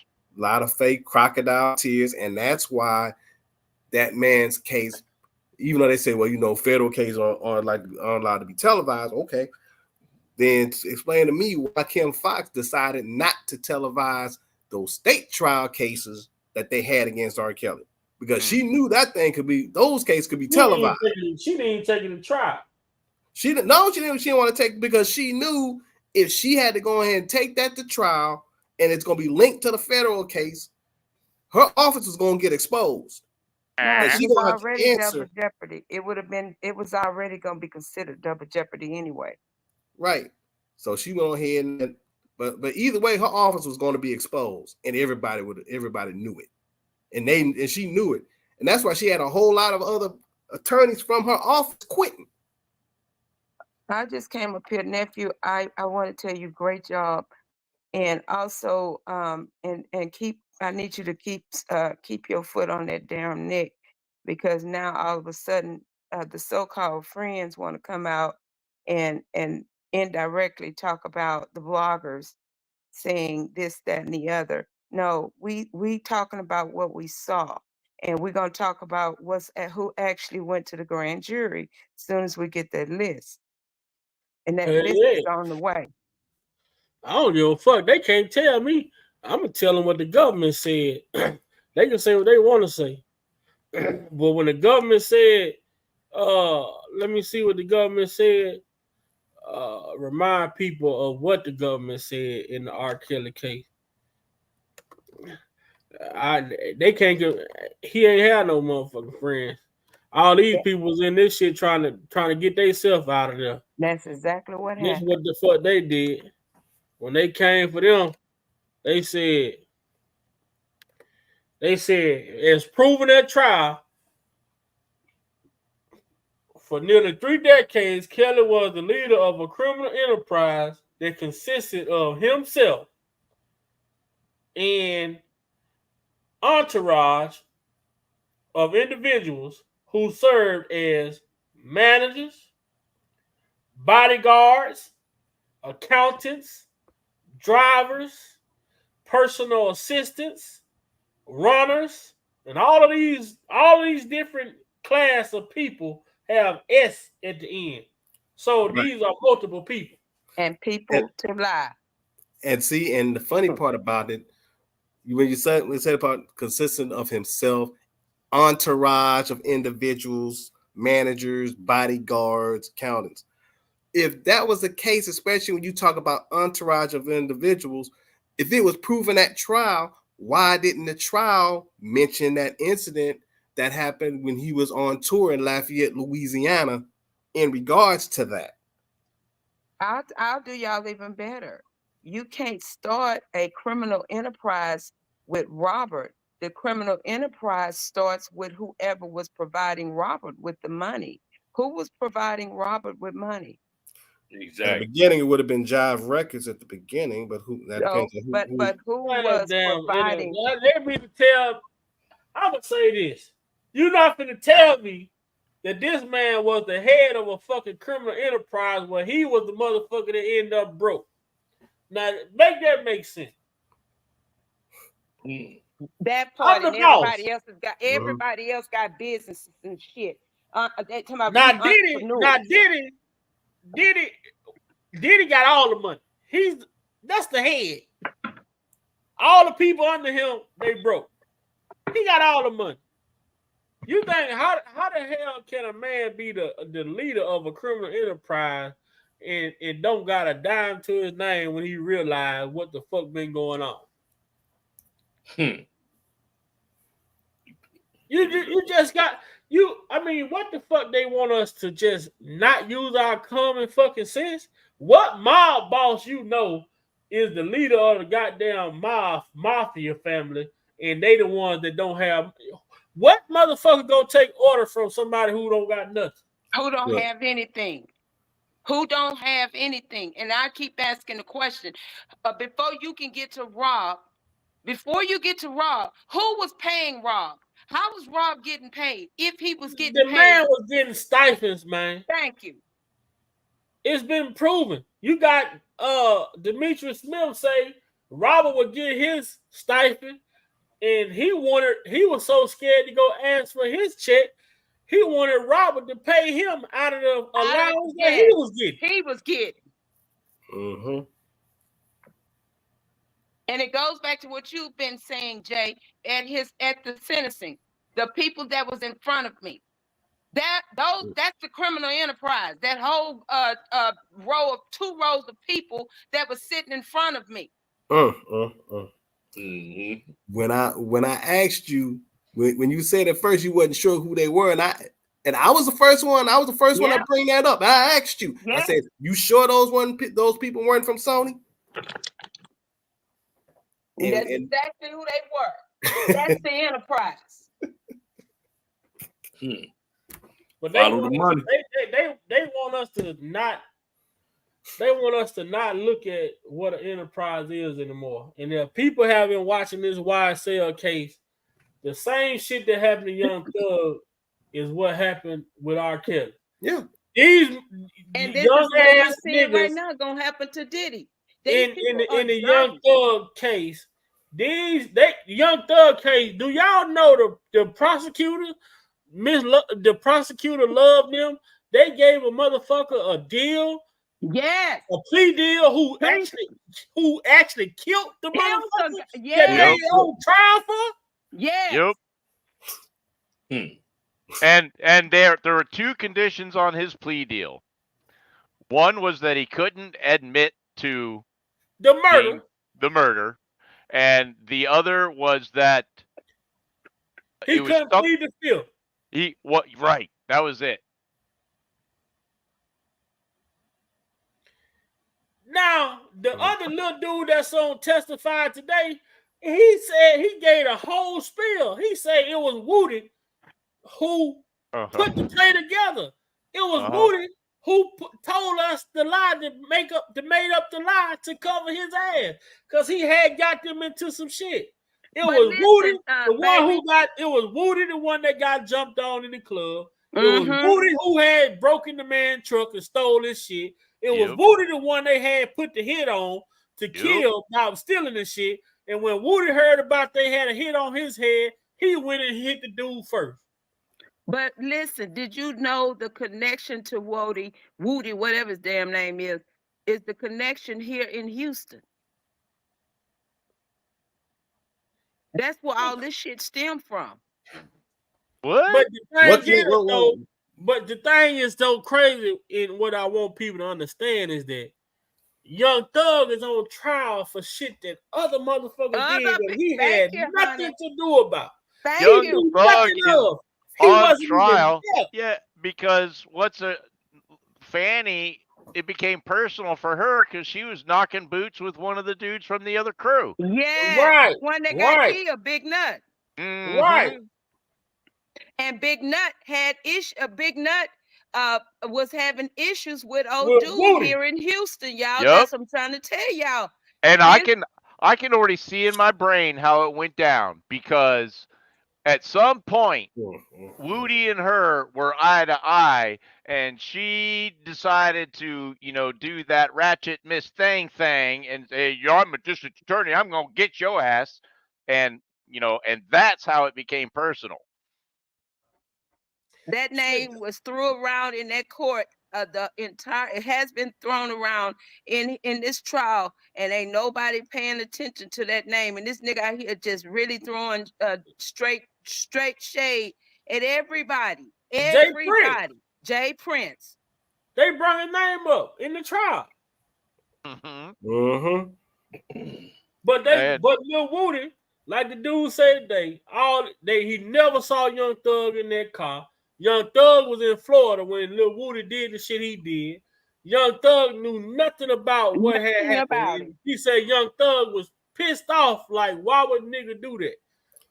And Lil Why Woody would somebody always kill Nut? and Lil Woody always said that because he brought this up on the stand himself. He'll lie if he got to get out of a certain situation.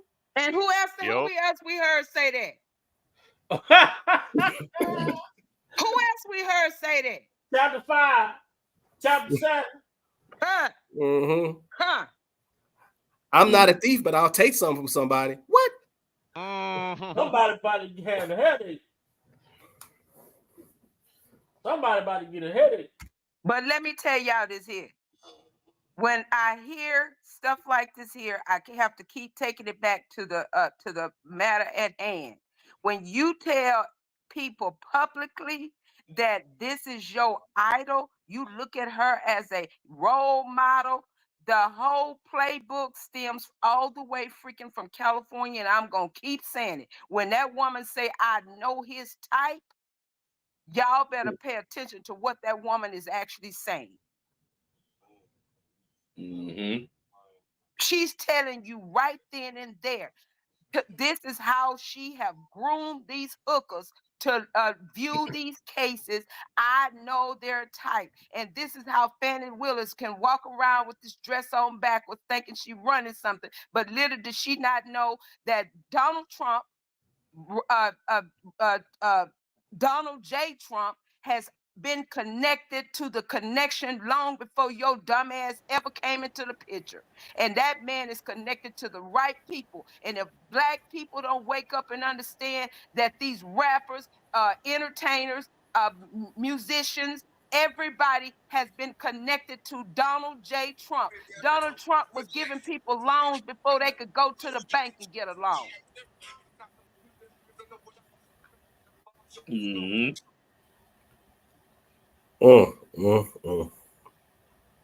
They couldn't even get a bank loan. Black rappers couldn't even get a bank loan. They told them to go to Donald Trump. Donald Trump say, "Here, well, I don't have to sign anything. No, go make your business great." Mm-hmm. Jeff, can you do me a favor? What's that, bro?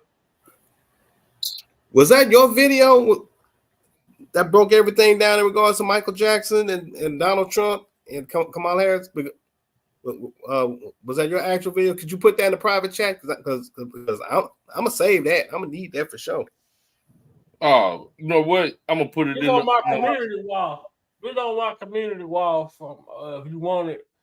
And I sent it everything that you I sent it to all. And I know y'all be getting these messages from me. I know y'all probably tired of, but it's some more, and y'all need to It's see true. the one where Judge Joe Brown break a whole lot down. I saw some stuff that Joe Brown was saying. Yeah, I mean, it's. And this not the one over there on Dana. He went on one of those. It was a channel. This channel he went on because they had to pay him to come over there, and he broke every piece by piece, inch by inch down, to the highest and lowest degree that he could possibly break it down. And the way he broke it down, it all makes sense. And people don't need to. Jeff keeps saying it, and I'm going to keep saying it. This is all an election interference. Yeah. Well, we just said that shit, man. 2015 to 16, Jeez. Bill Cosby. 2019 to 2020, R. Kelly. 2023 to 2024, well, actually, P. Diddy. 2019 and 19, it was R. Kelly and Harvey Weinstein. Yeah. Yeah, Weinstein was in it Well, too. don't forget about her. The one guy the shit was under the rug. The motherfucker at Disney. Yes. Bob Iger. Bob Iger. And Jeff, remember when we was doing the rally in Chicago? They was low key and a lot of rappers in Chicago giving them RICOs without anybody knowing. Yep. Yeah, So sure they've been will. handing out these RICOs low key, thinking nobody is paying attention to them. Just handing these RICOs out like candy. And what's one of the things that I've been saying for the past few years, that they have been using R. Kelly as an election tool and political pawn. Now it's spread beyond R. Kelly to other people at this point, and that's why all these other trials are coming up. The YSL trial going up. Not Diddy all of a sudden being served up. But nephew, you said something on your live, or you was on somebody else's live. You said, well, what if I told y'all Diddy started to see the shit for what it really was when it came to Rob? Yeah, that part. Nephew, you remember saying that? Oh, yeah. And let me say this here to y'all. What is Diddy's last album? What's the name of Diddy's last The album? Love album? No. Was it the Love album? Yes, that's it.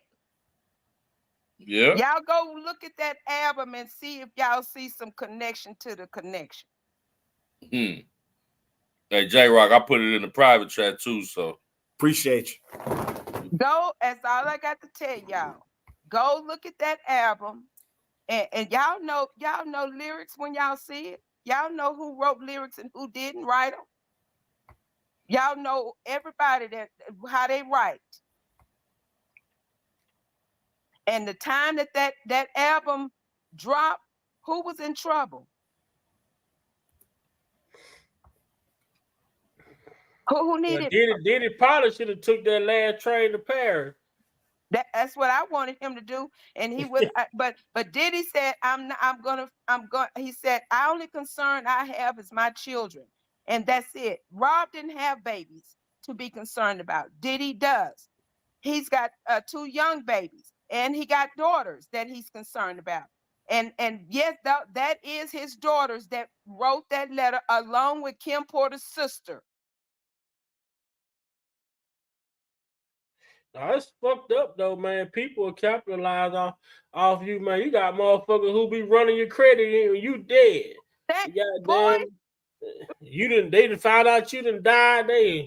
I done seen all type of shit, man. I done seen all type of shit, man. Now we done seen shit, especially dealing with this shit with Rob. Y'all saw the shit I sent y'all. This bastard over there, all up in Dana's chat, not Dana, Dantes, but over there with Dana and Judge Joe Brown, typing as R. Kelly with his picture and everything. Man, you know they do that. They do that faithfully, man. With that type of shit. And I hope they hear me because I sent it to Jennifer. What Jennifer say? Jennifer say, anybody got immunity deals, you are getting this business. You about to get this business. Lawsuits coming down the pipe for you. Well, y'all, I got an early morning, man. I appreciate everybody for coming over. We've had a good, interesting conversation tonight, but we're going to pick it up tomorrow night on our brother Jeff Taylor and our sister Shamika, the voice of the voiceless. What time y'all coming on, Jeff? Go ahead, drop that hot track, man. Yeah, we're going to be going live about 8 o'clock Central Standard Time. That's And y'all pray for Chicago. It's really going down in Chicago. It's really, really going down. These people really thinking we all slow at the mind, crippled, and crazy. Know what they think, but you know, we're gonna keep one live at a time, and hopefully, we ain't gonna be able to save them all, but if we save a few, our job is done. You know what I'm saying? And I appreciate y'all brothers, and most definitely our brother News. I don't know why brother Derek get tonight, but shout out to him. Sir Miguel, all Lavish Lady, everybody, man. You know, I want to get back to my old crew. Unc, most definitely. Shout out to Unc, man. Y'all make sure y'all keep Unc in y'all prayers. You Got it. know, Unc is always you know, if he ain't here, we know he probably caught, you know, tied up with his job or whatever the situation may be. But man, we He's gotta loyal pray. to the. He's You gotta loyal to keep the praying, team. keep praying, and you know, keep believing and keep trusting in the word, man. And ain't no sense of saying you believe if your faith if your faith not where if your faith is not buried where your belief live, then you living wrong. You know what I'm saying? You might well let your faith go too. And in order for you to have faith, you got to go through some tests and trials. It's got to be tested. You got to be, man. I tell y'all boy, I go through stuff and I be away from here, boy, and I tell y'all, when I come on here, this is like therapy to be able to come on and talk and hopefully help and inspire people and help people just put the information out there, because we see the stuff that these people are being charged with, but to see it is one thing and to understand it is a totally different thing. And the more we understand, the more we can look at what's going on and call it for what it's really for what it really is. And and I just say, like, man, I've seen some celebrities who do these topless pool parties and flying these women out. You know, we gotta let these entertainers know. NDAs don't mean shit no more. Consent forms don't mean shit no more. When these people want you, they come and get you. But nephew, I have one question. So I just want to know if we're in this time in our life right now, and I'm going to use each one of you men on as an example. God bless you guys with finance, and you're not married. So it's not okay for men to enjoy and live, you know, and enjoy their life without feeling like somebody is getting ready to take them down. You got to always keep looking and wondering when they're going to drop the next shoe on your head, because you are now, God has blessed you to be financially in a position where you can invite everybody you thought you wanted to invite over just to have a good time. So you can't have a good time no more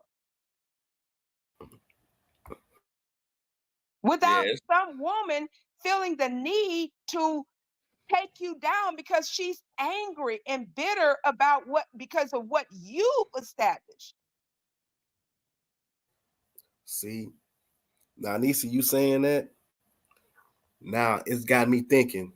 Now we all know back in the day, over 30 years ago, the Ghetto Boys had a song called "My Mind's Playing Tricks on Me." Now that was in that song was about the life of living as a drug dealer at that point. You now can, in the day and time we in right now, you can take that song now and put it directly in regards to relationship with females now, being a successful financially stable man. Now your mind is literally playing tricks on you now, because you don't know who's gonna come back years later with some other cockamamie story talking about this person did this person did that. And the ironic part, I saw a video on one of that chick, Jeezy's ex, Jenny Mai. She said that her friends, she's talking about, she's saying that her girlfriends complain that men don't approach them anymore. And then she said she talked to her guy friends. And then she's like, well, the guy friends don't, so I talked to my guy friends. And the guy friend said, "Oh no, hell no, we ain't gonna approach them like that, because because we don't know what kind of story she gonna make up that's gonna wind up turn around and come right back on us and bite us in the behind later on. Nope.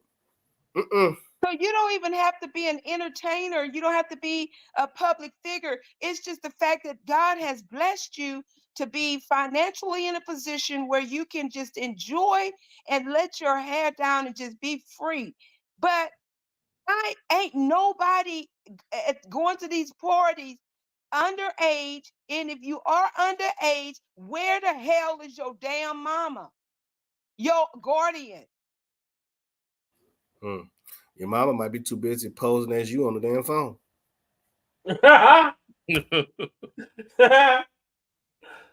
So again, we cannot. Why are we living in fear like this here? This is not of God.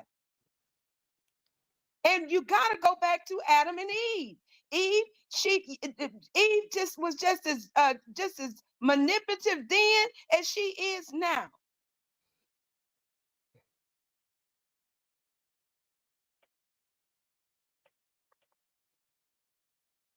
So this here at some point, men gonna have to come together and say, and Spin Fire been saying this. I know I was saying women got to step up, but evidently I don't have enough strong women to step up because women not gonna see things the way that I see them. But it's gonna take the men now to come together and say, look, enough is enough. You take him down, you're gonna take us all down. And I'm not talking about no certain creed or color. Every man needs to take a stand. And I really thought that would have happened when they did the shit that they did to Donald Trump. Because if they are willing to go that far after the president, who are you guys? Just a number. Exactly. Good point. And then you got this hooker over here talking about what she gonna do. You already in the office, hooker. We don't want to hear nothing about what you gonna do. You're gonna do what you've been doing on your back.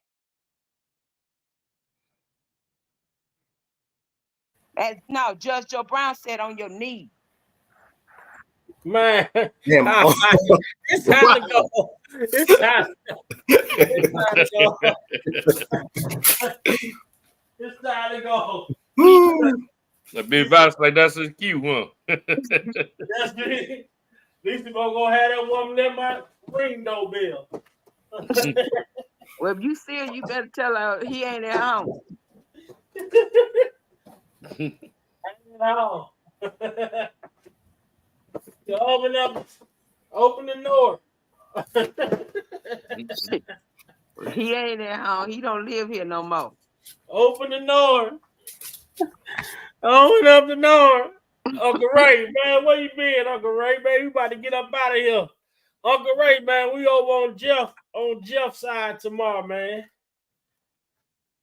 Is that Uncle Ray from over there with CEO, Black CEO? Yeah. Make sure ain't nobody clone Uncle Ray page, man. Please. Because you know they will. They will get you, honey, and roll all around the internet.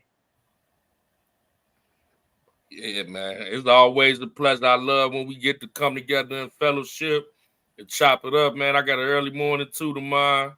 I know Big Vice said he got one. Me too.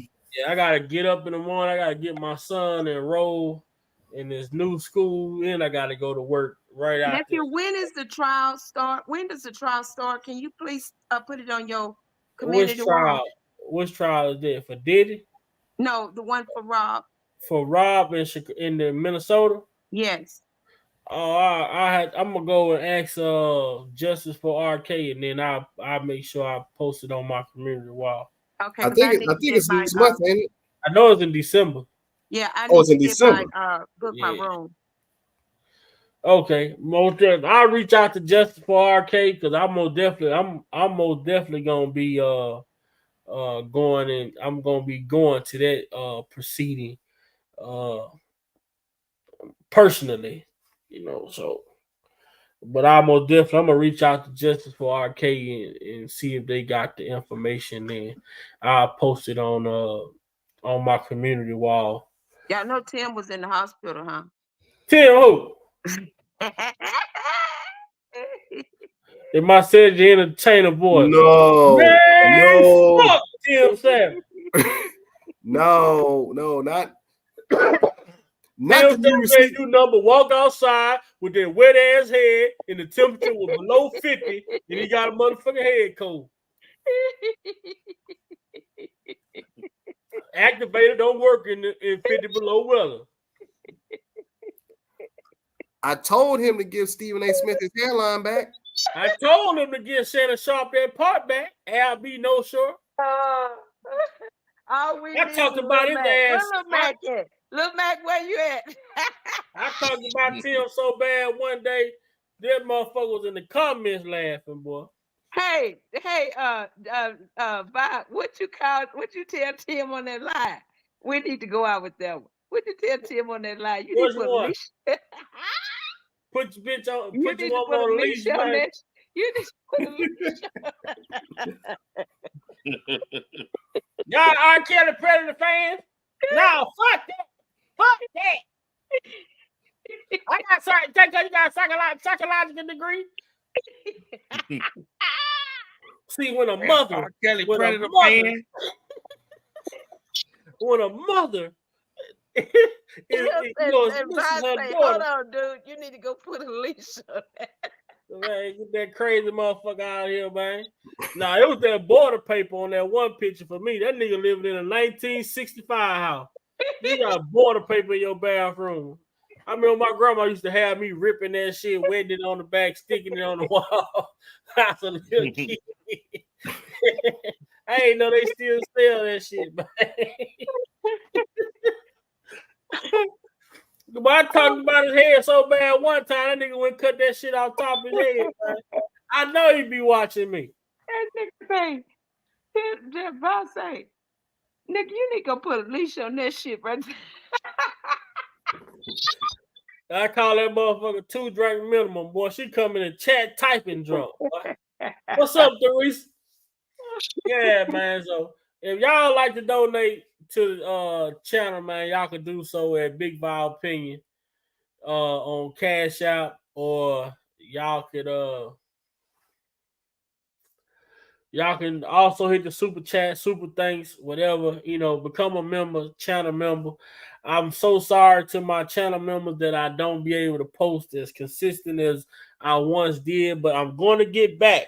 That's why I always, when I do come on, I try my best to bring some good informative information for the people to be able to take and decipher, break it down like a double barrel shotgun, like my girl Courtney Love say. And shout out to Skylife. I ain't seen her in a minute. Shout out to Shot Town. I ain't heard from her in a minute, man. Yeah,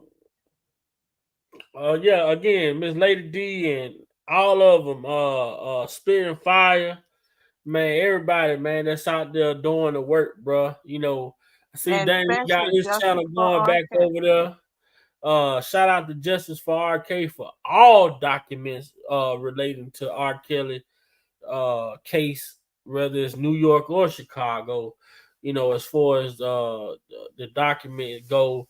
Just shout out to the peace, that the YouTube streets have been seeing lately, man. Just I wish it could have been this peaceful when a lot of the information was needed to be put out.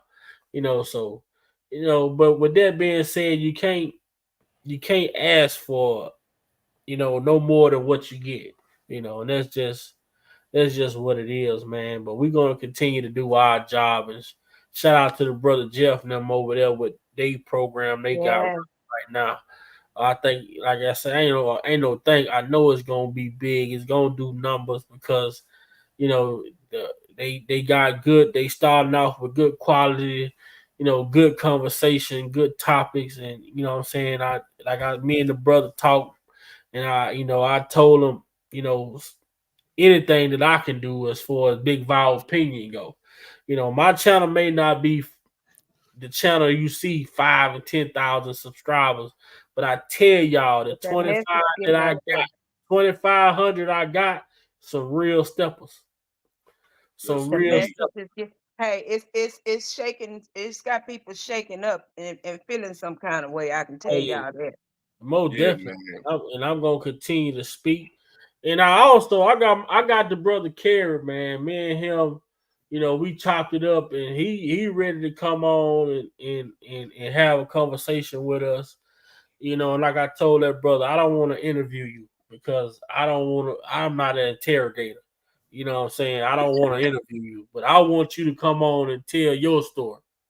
I want you to come on and speak on the things about Rob that put Rob into the human perspective versus this Mhm. celebrity.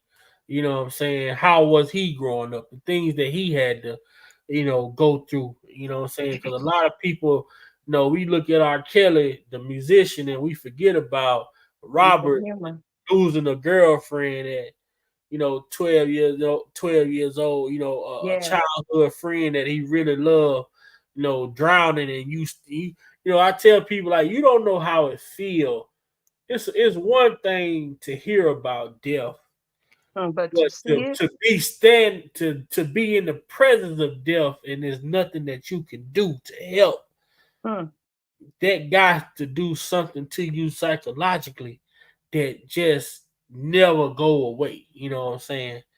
And like, even the trauma with the things that he had to endure personally yeah, when other people we dealing with other people. So this brother life, despite all of the obstacles, the man was still like Tupac always say. One of his favorite poems I like Tupac wrote was "The Rose That Grew from a Crack in the Concrete." mm, Like, that's so powerful, man. Because one thing about nature, I don't give a fuck what you bury on top of it. It's gonna always find a way out. mm. Nephew, it's something you just said right there, that people really need to take residence to. No matter how many ups and downs Carrie, Rob, and Bruce have, I'm gonna tell y'all this here. Y'all gonna find out who these people really are when you go after them, and you should have seen that when Carrie took on a different light of just going to New York on behalf of his brother. When the push come to shove, uh, they got each other's back. They can fight among each other. We just have to stay out of that and let that be, because we don't understand family drama. But what we do understand our own family drama. So we know within our own families, you can't come at my family any kind of way. I could be Nah, beefing with my family all day, but you better stay up out of it. nah, I hit my brother upside the head with a shovel, but you better not try. You better not try. So everybody got to know their place. And if you don't know your place, you will find out. And we seen that. Yeah, but one thing about life, and having differences in life and people not agreeing and seeing eye to eye, is being the person who take accountability for the things that you did that wasn't right. That part. It's easy. I can easily come out here and say what you did to me, but Mm-hmm. what's going to be hard is me saying what I did to you. And when you can take ownership on the things that you've done and say, you know what, bro, I was wrong for what I did to Mm-hmm. you, that caused you to do what you did to me. And at the end of the day, I forgive you, and I hope that you forgive me. You know what Yeah. I'm saying? And that's just how it has to be. And you move on, because none of us are far from being in a situation where we really don't know how we will respond. But I it's and like I say, for the brother Kerry, it was things that I heard this brother say that I was like, man, I don't even, you know what I'm saying. But at the end of the day, I had to realize, like, I haven't been in this predicament. I don't know what is like being the brother of a world renowned superstar, and when your brother, you know, your brother didn't even have control of certain things, and therefore he wasn't able to do certain things that you all as family. See, your family have a sense of entitlement when they feel Yes. as though you have made it, but me making it is only part of the making. You know what I'm saying? It's how I made it. It's who brought me to light. All of And this that's the shit part, matter. baby, right there. Even with Diddy, these people had to grind to become the people they are. People forget that. They didn't just become who they are just by a blink of an eye or somebody knowing somebody. No, they had to really get in there and grind and make it happen. Right. And that's why I get so mad at people now. They get mad at like what we should be endorsing as a community of people. We should be pushing the fact that LeBron James was able to get his son Thank into the you. NBA and get a contract with the Lakers. But instead, we look at that and we say, "Oh, that's bullshit. His son shouldn't be this. His son shouldn't be that." But we can go and ask our homeboy, like, "Hey man, your job hiring? Man, That shit, can you part. get me on?" And That then your part. homeboy get you a motherfucking job. You go get your first paycheck and you fucking quit. But you ain't got no problem with that. But you got a problem with a man making a way for his children. Thank you. And that's what the Bible says. That's our responsibility. I That's don't our get what responsibility. the fuck is wrong with society today. My job is, if, like I tell my boys right now, if college ain't what the fuck y'all want to do, go get your CDLs. Get into trucking. It's 3-4, it's 4 y'all. 3 of If y'all, you can all own y'all your go get own. your CDL, but guess what? When y'all get y'all CDLs, I'm gonna need for 2 of y'all to go take a class to become a broker. Once y'all That become part. a broker, y'all can book loads for y'allself. Y'all go get y'all a truck, y'all run for y'allself. And guess what? When y'all 2 broken the loads and the other 2 running, when y'all say, "Hey, we're gonna do this for a year," then we're gonna switch off. Then the 2 that ran for that year, now y'all become brokers. And y'all broke the loads and booked the loads while the other 2 go out and run. So guess what? Y'all never have to work for nobody ever a day in y'all life. I was late getting into the CDL game. But once I And got that's what I into can it, I appreciate with understood. Donald Trump. His children. That I man made a understood. way. Man, that's just how it gotta be, man. I'm telling my boys, I have a insight on things now that I didn't have when I was their age. But the things that I know now, I tell them if school ain't something y'all want to do, y'all don't have to.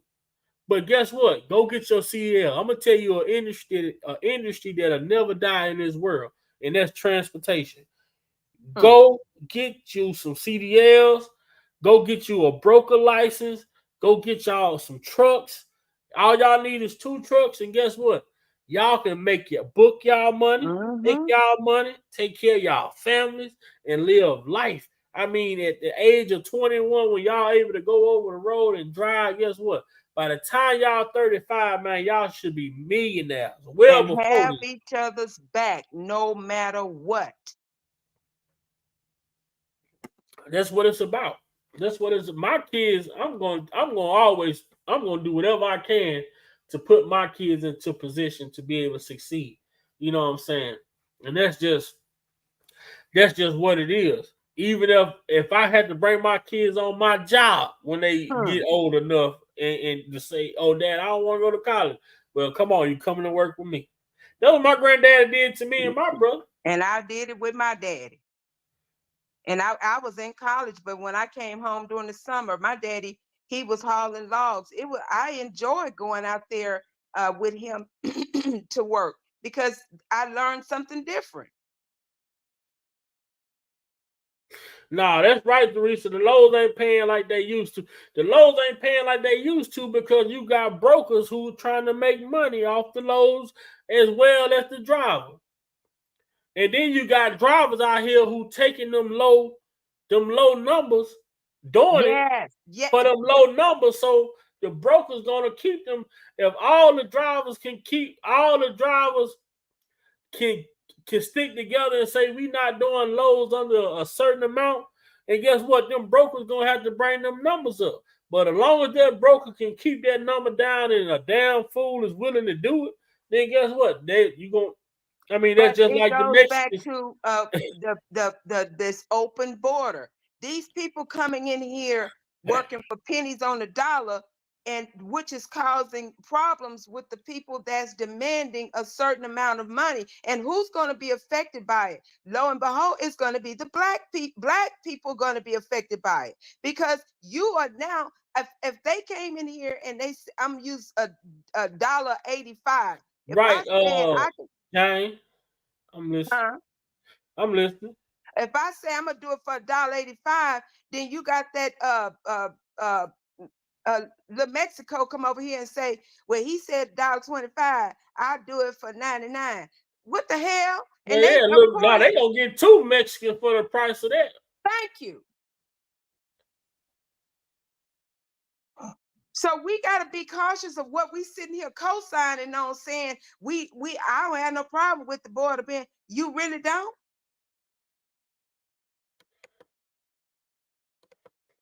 All right, y'all. I'm because every time I get ready to get off, I get to going some more. But I'm for real though this time. I'm gonna go ahead and exit the show. But tomorrow though, Nisimo, we gonna pick this conversation up over on Jeff, man. You know, Jeff and them do their thing, and when they open the flow up for open conversation, we gonna pick this thing back up. We gotta start doing better when it comes to our children.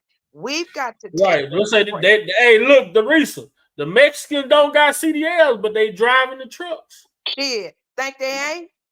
Because one hit me and tore my darn truck to pieces with no CDL. He driving an 18-wheeler, just driving. Yeah, they driving with no license.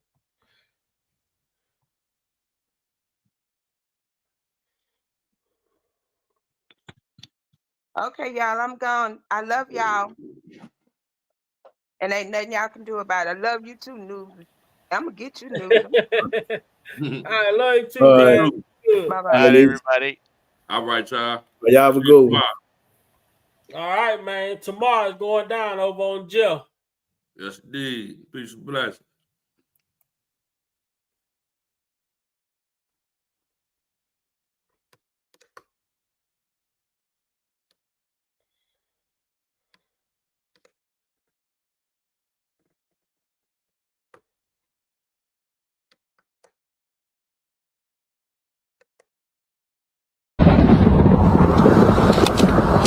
Oh, son, what does it profit a man to gain the whole world and lose his soul? I want out. But it's hard. I need answers, Mama. Robert. I need answers. Son.